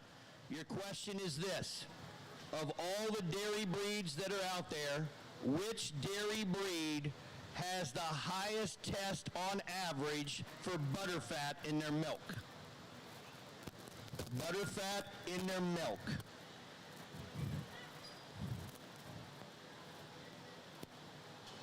And I'll give you an example. Some little guy in southern Indiana told me it was a Hereford, and that's not right. Okay? I thought it was funny. His dad about passed out on the sideline, but he said Hereford.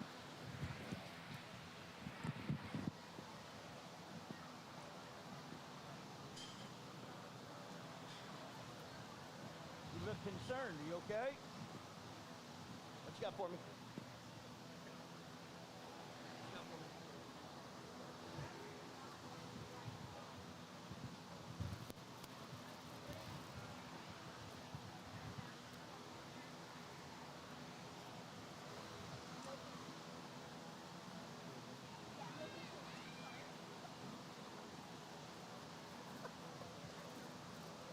Okay, you're going to lead out, okay, and then we're going to line up one time. And you're not going to be in any order again. Everybody with me? Okay, so you're going to go out first, you're going to go around, and when you get back up to here, you're going to line up like this. Okay, you're going to follow. This is your last performance, so you got to do it. You're following him. Hey, young man, you're following him. Young lady, you're following him, okay?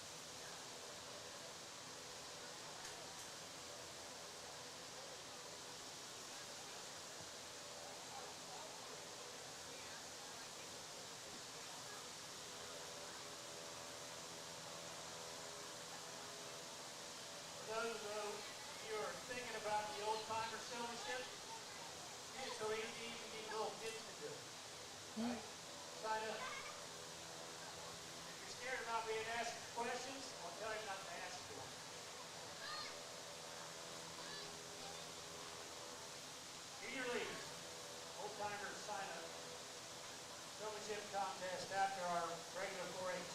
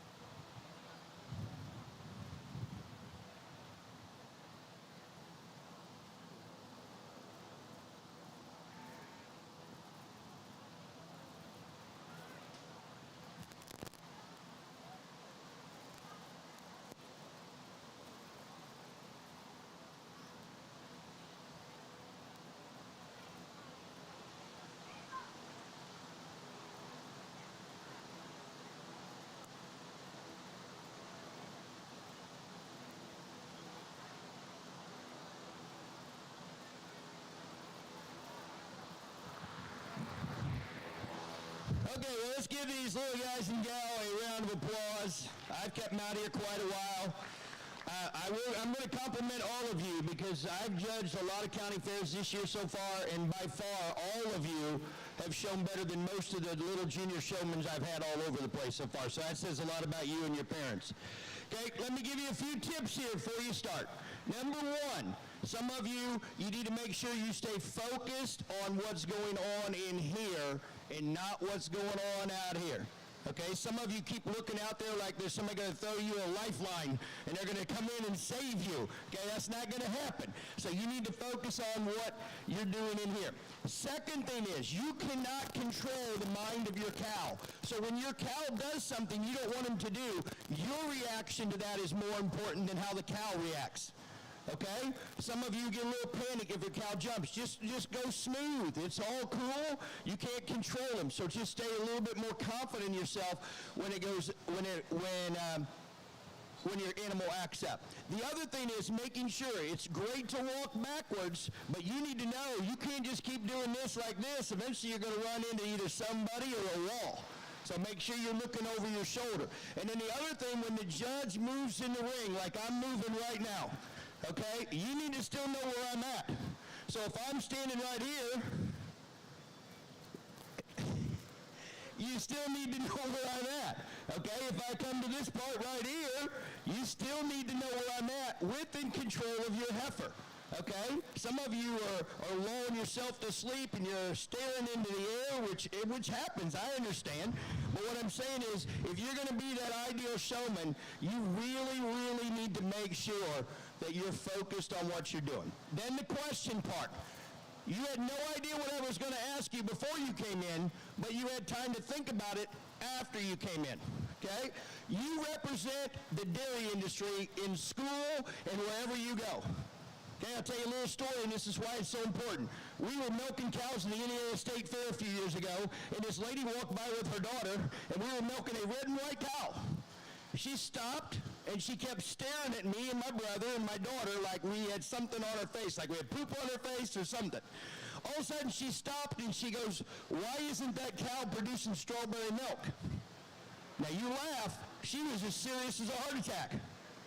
And my daughter was age, I don't remember what age she was. She walked over and said to the lady, "Well, let me inform you where milk comes from and how it works."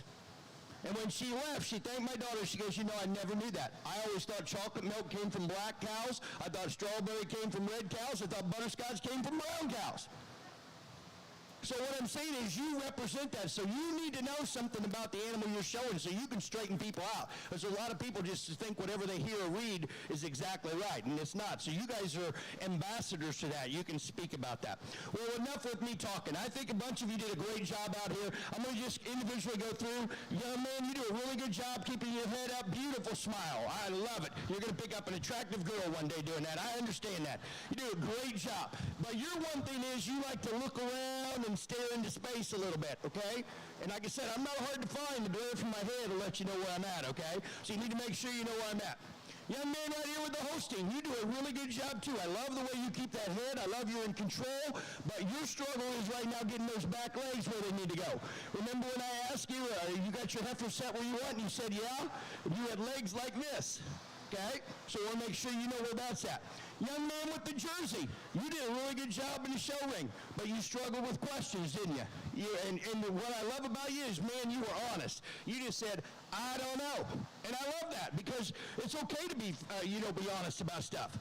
Young man with the black cow does a great job. You know where you're at. You're smiling. You got your head up. You're enthusiastic about what you do. But once again, just a little more attention to detail when that judge comes up to you. You want to make sure those feet go exactly where you want them. Young lady, you drew a bad card today. Your heifer was as stubborn as an old mule today. Okay? And what I loved about what you did out there was that you didn't lose it. You didn't get mad. You didn't show any emotion. You just said, okay, I got it. I'm going to keep working at it. And that's a sign of experience. It's a sign of maturity. And it's also a sign that you're going to be really, really good. As I say, your calf runs right across the ring. But anyway, you do a really good job of doing what you have. But I was very impressed with all of you out there today. And here's the deal. And it's one person's opinion, so don't get mad at me when I name you. And here's what I always tell my children about showmanship. If you didn't work an hour every day with the heifer you expected to show in showmanship, don't yell at me when you come out of the ring. Because you win showmanship at home. You win leading your calf every day, getting your calf ready every day, doing what it needs to do. You don't just win on game day. I'm a basketball coach. My kids say, why can't I shoot a three-pointer? Well, you didn't practice it all year, so you're not shooting it. Too bad, so sad. Okay? Same way with cattle. You have to work with them. So with all that said, the guy that did it the most, the best today is going to be this young man right here with the black cap. He's my man today with the junior showmanship. Do I need a reserve too? Thank you, Matt. Do I need a reserve too? Yeah. No, just one. Just one? Okay, and like I said, and here's the philosophy we take with our children when they were growing up showing cattle. You're either winning or you're learning. You're not a loser. You're either winning or you're learning. If you didn't win today, what did you do wrong? Or learn from it. Okay, congratulations to all of you. Okay, the winner of that beginner showmanship is Glendon Cunnington. So, you going to stay in the ring, move up to the next class? Sure you will. Hey, Rodney? Yeah. I know it's on my mind, maybe somebody else's too, but yes or no question, did any of them answer your question correctly about the butterfat? Yes. Two people got the butterfat. Two of them got it right on the butterfat.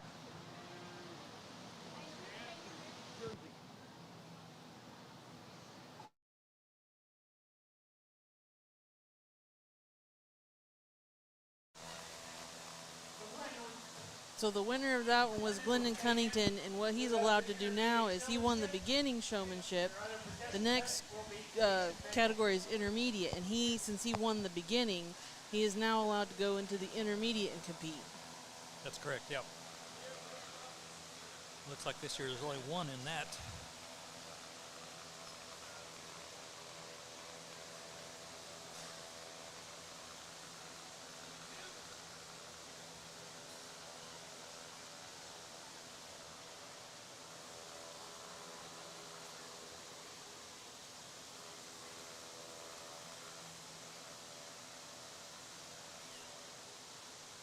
Same thing with you guys. You're a little bit older now. You're not any older. You didn't get any older than walking in now, maybe.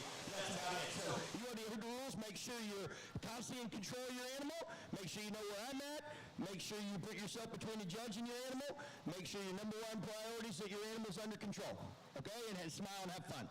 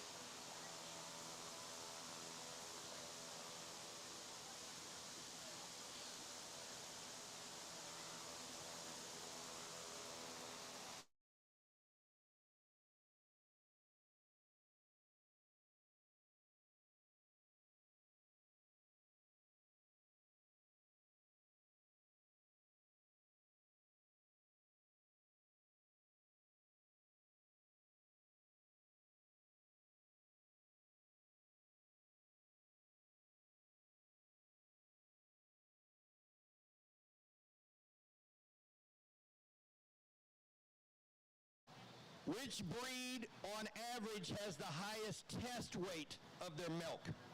On average, which one has the highest test weight of their milk?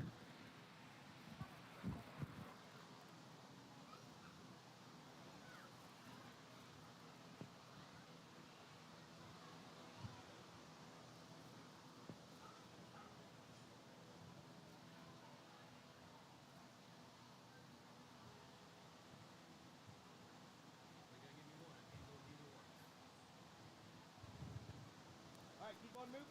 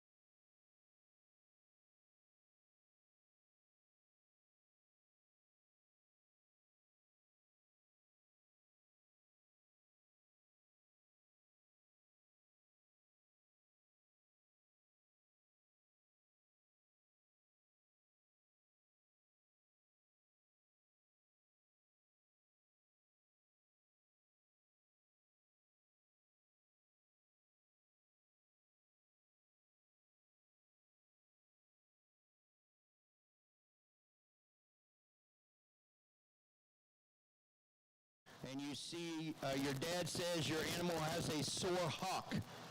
I want you to show me where the hock of a cow is.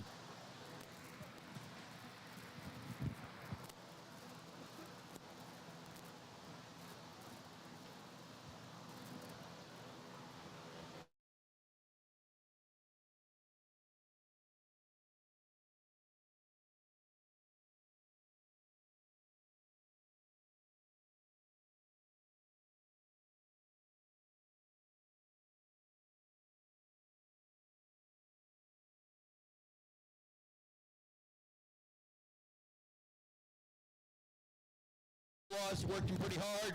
Young guy's been out here for a while. The other guy's been out here to do his job. A couple of things here. For you older guys, I do this to the class before so you know. When the judge has you take the halter of somebody else's animal, the first thing you should do is evaluate that animal.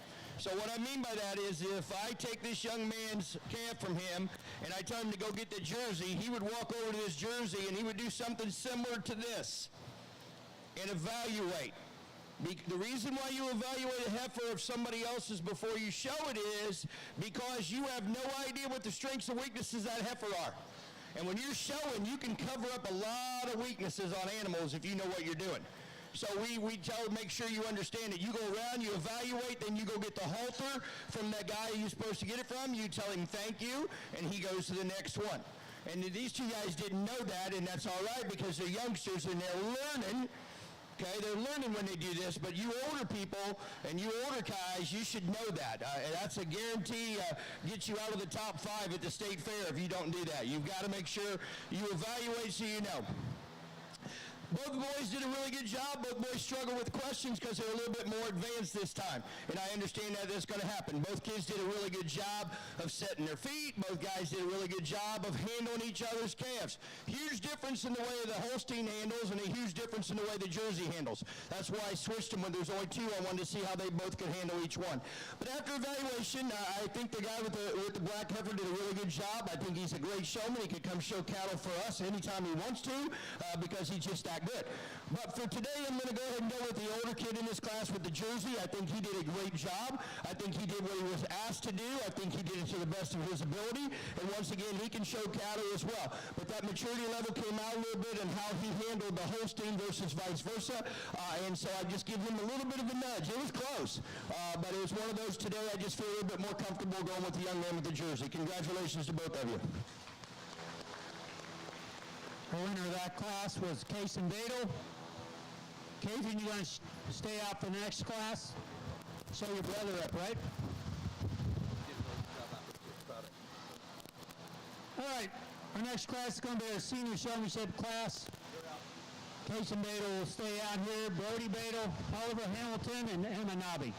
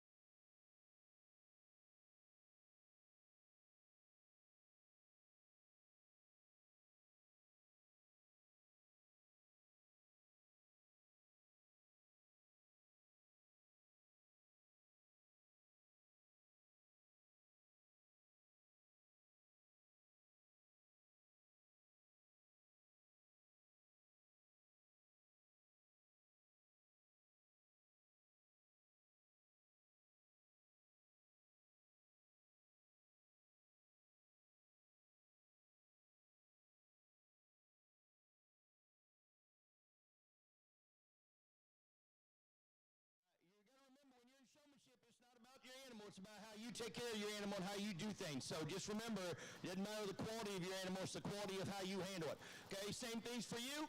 Put a smile on your face, enjoy it, have fun. The questions are going to be much more complicated than they were for the young puppies. So make sure you're ready for that. Okay, if you don't know an answer, just tell me no, and we'll go on.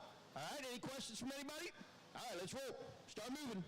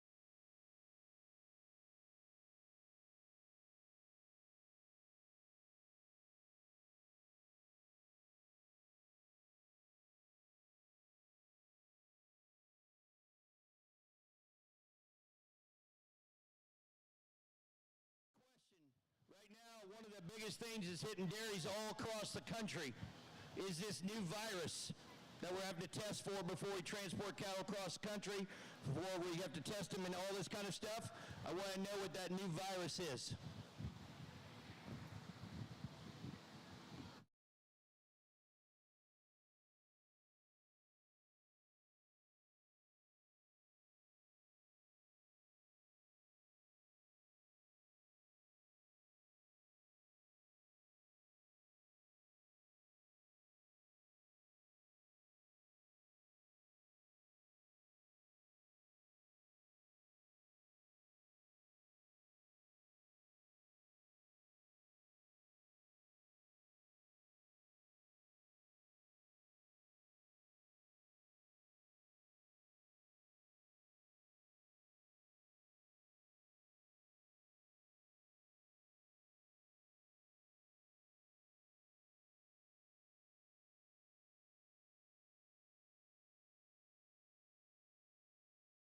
That they are asking you to judge today, and the only cow you're going to judge is the one that's in front of you that you're holding.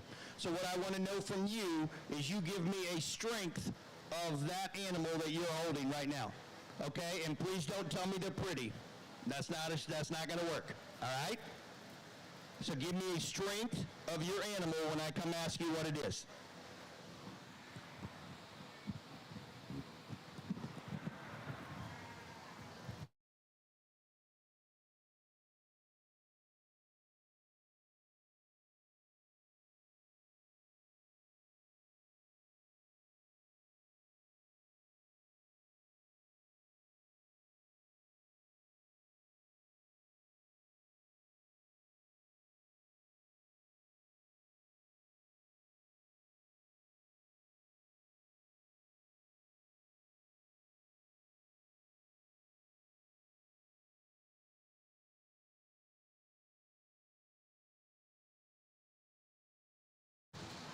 Old timer. You don't have to be an old timer. I won't call you an old timer, but that's just what it's called. If you want to sign up for it, right now we have 16. We're going to do 2 classes of 8. Something different we're going to do this year. Nobody knows about it now except for me and Rodney. What we're going to do is Rodney's going to judge the classes with the kids that are in expert showmanship this year. So the kids will be judging the parents or whoever's out here.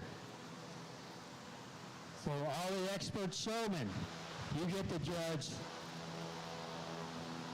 Work with Rodney and learn some more stuff from him when he does that.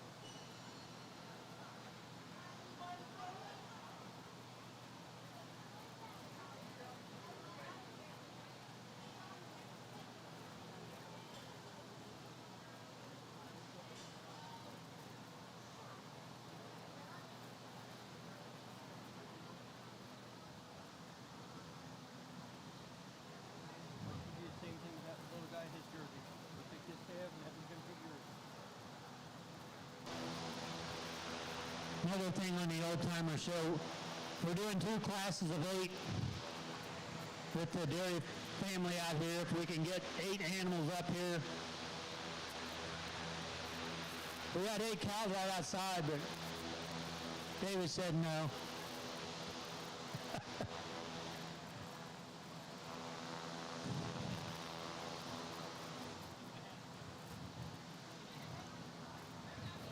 Well, we can have a couple heifers for anybody that comes out that's shorter. Right up here. That way they You're going to follow I'm sure we'll have some up here.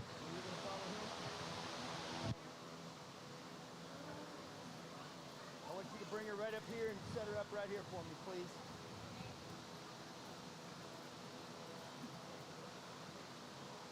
I want you, hey, young man, I want you to bring yours right here, please.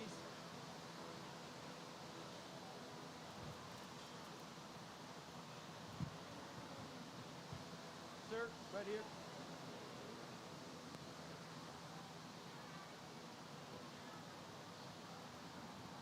Right here, young lady.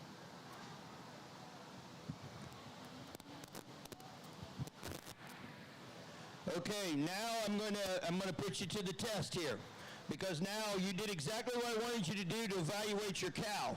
Now I want to see if you just gave me the dog and pony show, or you actually really evaluate that cow. So I'm going to ask you to give me a strength of the weakness of the cow you just took over. Okay? Everybody with me? Shake your head yes, you understand what I'm asking you. All righty, let's start over here. I'm going to give you the microphone, and I want you to tell me a strength and a weakness. Oh yeah, it's like speech time in school, son. We're ready to roll. She has a good round belly, and her tailbone at the top of the tip there, that is a nice head of the tail. What's her weakness? Shoulders look a little thin, and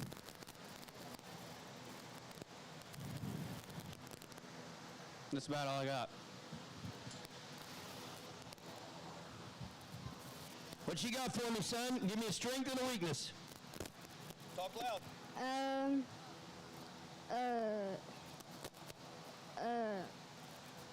Strong, her right there on her legs are strong, and her weakness is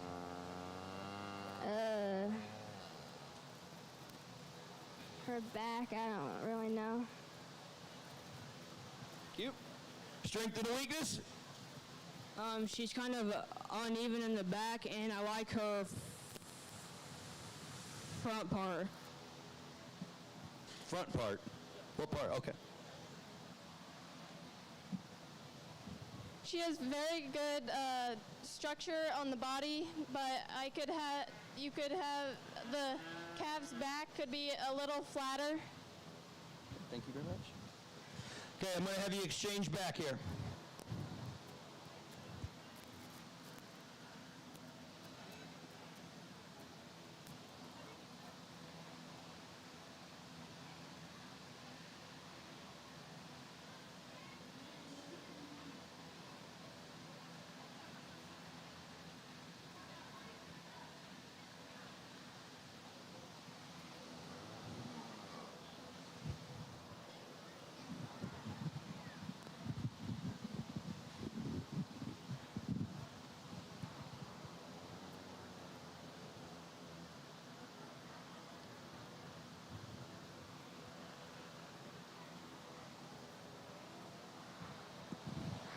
Okay, now I'm going to have you come out, and we're going to go around one more time. It's going to be your final, and I want your best pose, if you will, your best you can do with your animal. We're going to start with you right here. You're going to go out and around and come right back to the same spot. You're going to follow, come right back to the same spot, follow, back to the same spot, follow, back to the same spot.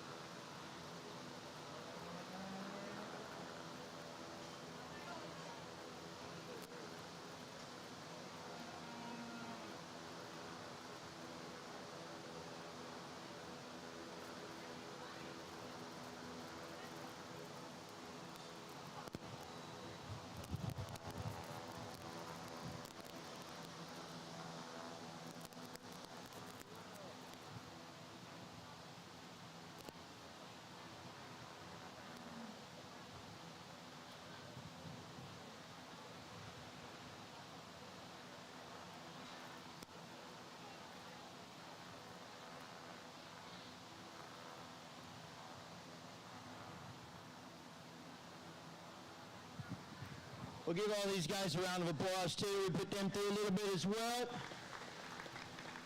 One of the things I really like to do is I feel like that when you're judging, you're not only out here judging animals, but you're trying to teach and let kids learn, and hopefully they can learn something every day. I mean, in school, I always tell my kids that I come to school every day to learn something from them as much as they're going to learn from me, because I think we can all learn from each other and just make everything that we do a lot better. I think the kids did a really good job of evaluating their animals. Their reasons were a little bit different, but I put them on the spot, and most of them, when you give them a microphone, they don't really like it. And a lot of times you don't like it when they grab the microphone either. So it's a double-edged sword there. But I thought they tried to do the best they could with that. I asked them questions earlier about other things that were going on, and some of them had some quick answers. But when you get to this age, you ought to be able to take your animal, and you should have your animal well enough that you can bang, bang, get those feet set when the judge says stop. When the judge says move, you should be able to move that thing instantly. And you should be able to put them in the correct position to look the very best that you can all the time. Because remember, you may not have a perfect animal, but you have to try to be the best you can be out there to make that animal look the best that it can possibly look. I thought all four of you did a really good job. I think the young man down there with the jersey that came in from the last group, I think his cow was getting a little tired on him, but I still think that he did a really good job.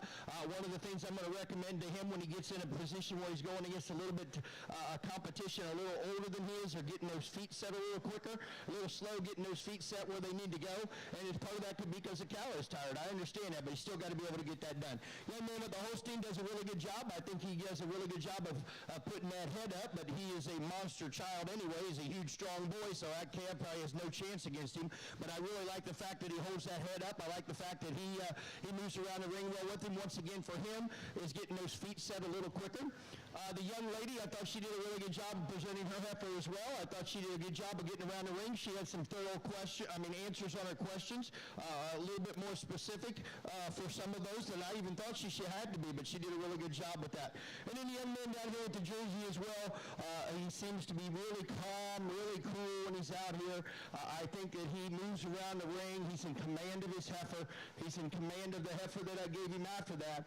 And he knows his stuff. He knows his questions. He's been out here all day with a variety of different animals, and he's shown very little emotion other than to be smiling.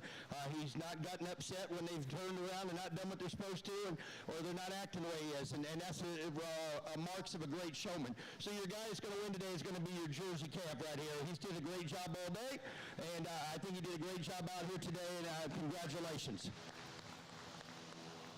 Okay, our winner of the senior showmanship class is Brody Badel. I'm sure he'll stay out here to show for expert. Okay, our awards today for this class trophy is sponsored by Lowe's Pellets and Grain, and a backpack donated from Crosby Vet Services. Pretty good, Em.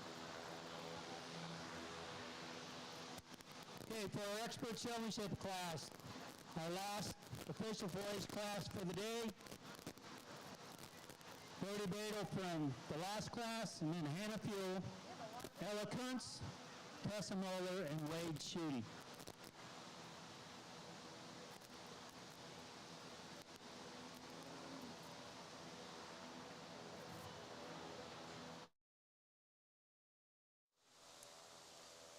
So this is the final showmanship, and the winner of this one and the reserve have the opportunity, if they wish, to go to the Tom Swain competition.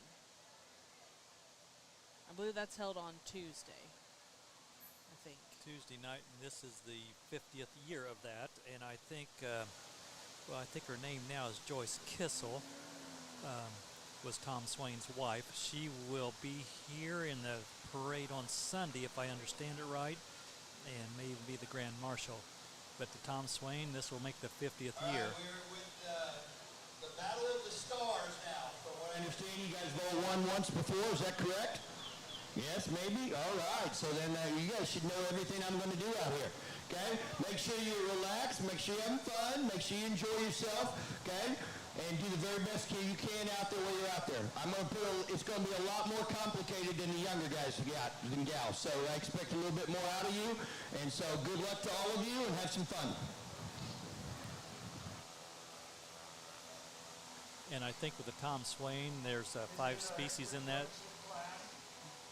goats, sheep, dairy, steer or cattle, and swine. And you will show each one of those species in the Tom Swain. I also think with the parade they're doing this year, I believe she is the Grand Marshal. And I think what I've heard is they're also going to have to where I think previous winners of the Tom Swain show are going to either ride or do something behind her. So they're going to be in the parade as well. Yeah, I thought I've heard him say that the previous winners, they'll acknowledge them some way. Yeah, yep. There's been a few it's won it once. There's been a few it's won it multiple times, too, I think, in that over the 50 years. The winner of this class will receive a trophy from M&S Farm and a duffel bag from Vet Services. And then her name will go on the Ray and Emily Starman Dairy Expert Showmanship Award trophy. It was started back in 2019, started by the Starman family. 2019 was Stephanie Nobby, 2020 was Elizabeth Nobby, 2021 Elizabeth Nobby, 2022 Wayne Street, 2023 Emmett Poole.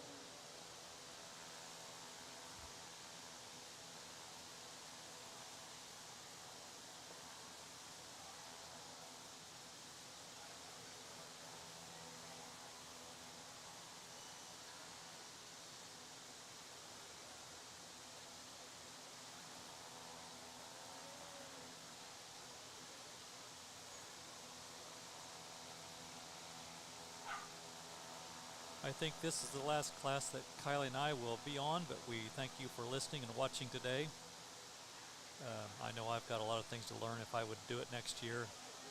Sometimes try to quit talking before the judge started talking, but this is our first time at this, both of us. We've enjoyed it, but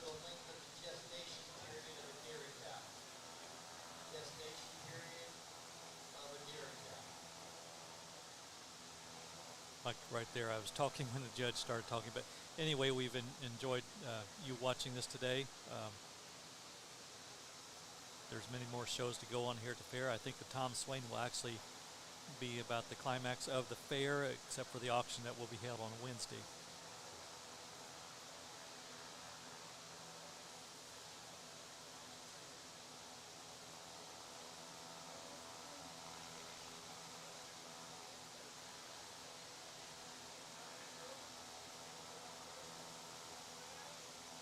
There's a sign that's hanging up here in the livestock pavilion that you probably can't see with the camera, but 4-H is not about winning. It's about how you work with other people, how you handle competition, how other people are looking. But the sign, the banner that's hanging up here, it says, somewhere in this barn, there's a little kid that wants to be just like you someday. You owe it to them to be the best you can. I think that kind of sums up 4-H big time. Yes.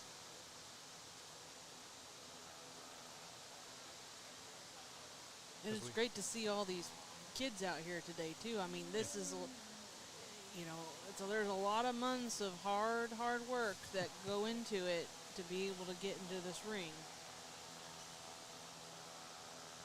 Yes, because the first day they put the halter on the calf, it didn't walk like it's doing today.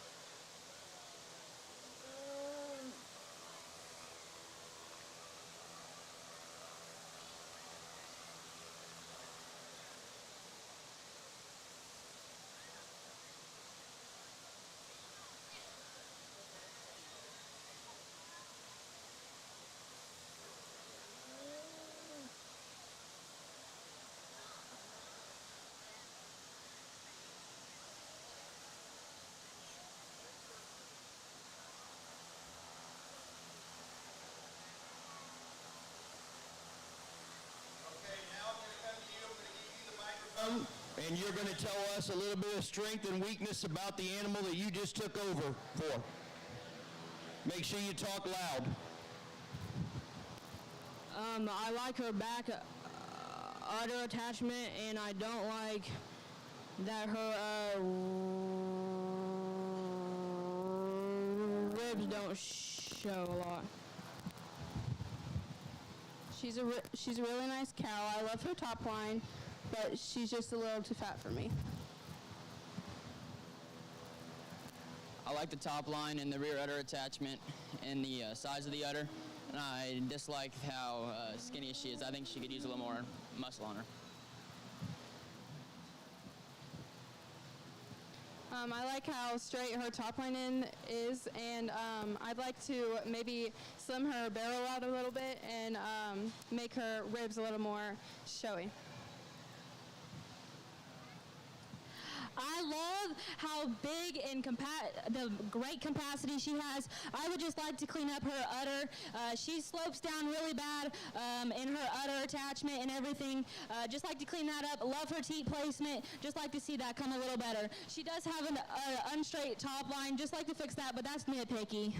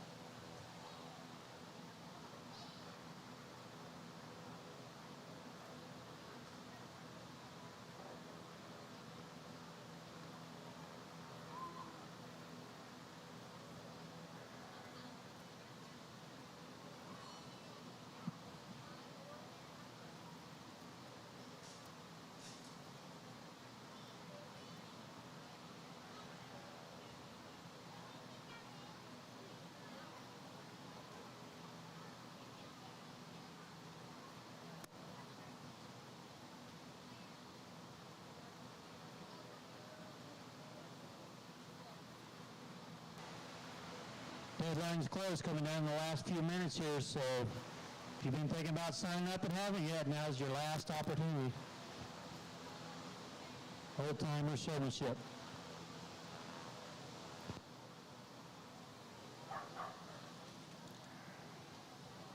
You lead out first, go all the way around, come back and line up. You're the first cow to line up now, okay? You follow, you follow, you follow, you follow.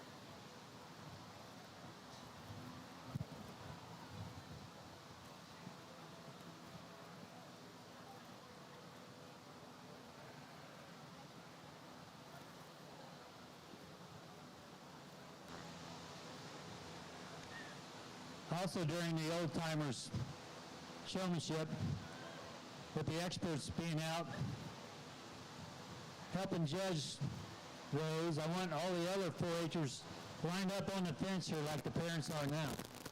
Okay, they're standing here critiquing you all day, so I want you along this fence critiquing them when they're out here.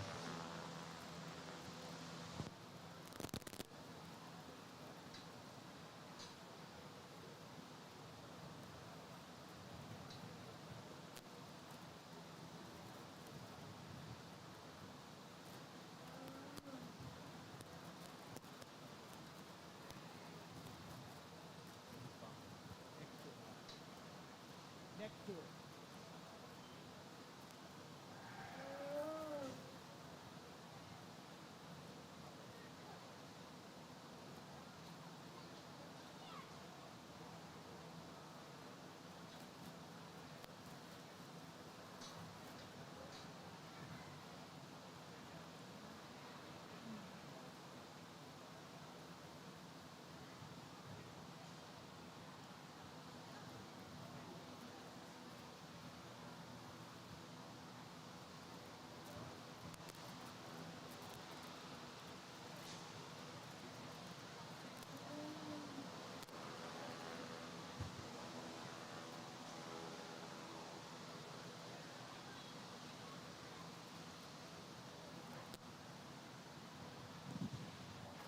Well, let's give all these exhibitors a round of applause. I take a little time in showmanship because I think it's very, very important that the kids understand that their ability to show animals is just as important as the animals they have. Sometimes we breed animals and we have good heifers at home or we have bad heifers at home, and can't change that sometimes, but we can always get better on how we show in the show ring, and I hate sometimes to have to pick one person, but that's just what I'm here for, so I'm going to do that today. But all of you out here do a really good job. All of you out here can show cows. There's no question about that. You all do some things that are very, very smooth. You all do some things that are very, very correct. You also do some things that I would like to see a little bit maybe quicker done, but that's just a preference on my part. That's not really a preference maybe for you or how your parents have you show them. So it just comes down to preference for me. Start down there. Well, we're just going to go through each one. I'm down there with the girl with the speckled cow. I thought she did a really good job. She knows where she's at. She understands the strengths and weaknesses of a cow. Once with her feet and legs, I just wish she'd get them a little bit quicker. Cows, you have to change those feet and legs a little bit more often that you have a heifer. Young man that has the heifer here does a really good job too. He knows where he's at. He knows where I'm at. He's got good control of his animal. Once again, getting those feet and legs set just a tick quicker for me just makes that heifer look so much better, because that heifer can fall apart real quick depending on where her legs are set. The young lady with the jersey right here, she did a really good job. She struggles with where I'm at and how she turns. A lot of times she turns her body into the cow instead of away from the cow, which causes her to be in an awkward position. But once again, she does a really good job. The young man with the jersey, we talked about him earlier. He did a really good job in his class. Nothing but, what he did out here too. He did a spectacular job as well. And then we come down here to the young lady with the Holstein cow, and she just... there's something about this girl that just different. Her attitude is contagious when she's out here. She's always smiling. I've never had a person other than my daughter in my life tell me something that was wrong with her own cow. Usually, they're perfect. And she probably rips her cows apart more than I would have ripped them apart. And she's fundamentally sound on how she handles things. She knows her cows. I asked her about each cow today, and she was so informative. She knows when they're bred. She knows who they're bred to. She knows when they're going to have calves. Just everything about how she operates today, and in this showmanship class is success. And she's going to be your winner today. I just think she did an outstanding job. I think that you can learn a lot from attitudes, and she told me she was going to be a veterinarian one day. Hopefully she stays close so I can buy her to come over to work on my animals, because I have to pay so much of the vet cost. Maybe she'll give me a discount once in a while. I don't know. I'm just teasing. But anyway, all of you out here did a great job, but today your winner showman is going to be this young lady. Then it gets a little tighter for reserve. I will say that. I think all of you do a really good job. And I'm going to go down here with the young lady with the speckled cow on the end. Down here is your reserve. I think that she's got dealt a bad card today with one of her best animals not being able to show at full capacity. It didn't bother her at all. And out here, it didn't bother her at all either. She came out here with a cow that probably was a little bit of structure, a little bit of problem for her. She did the best she could to make it look as good as she can, and she deserves to be your runner-up. Congratulations to all of you today.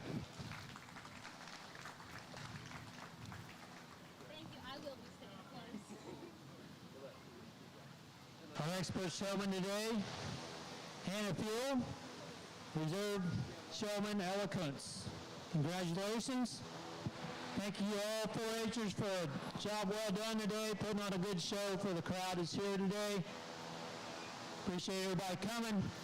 Stay and watch the Old Timer Show. We've got 2 more classes to go, and then we'll be done for the day.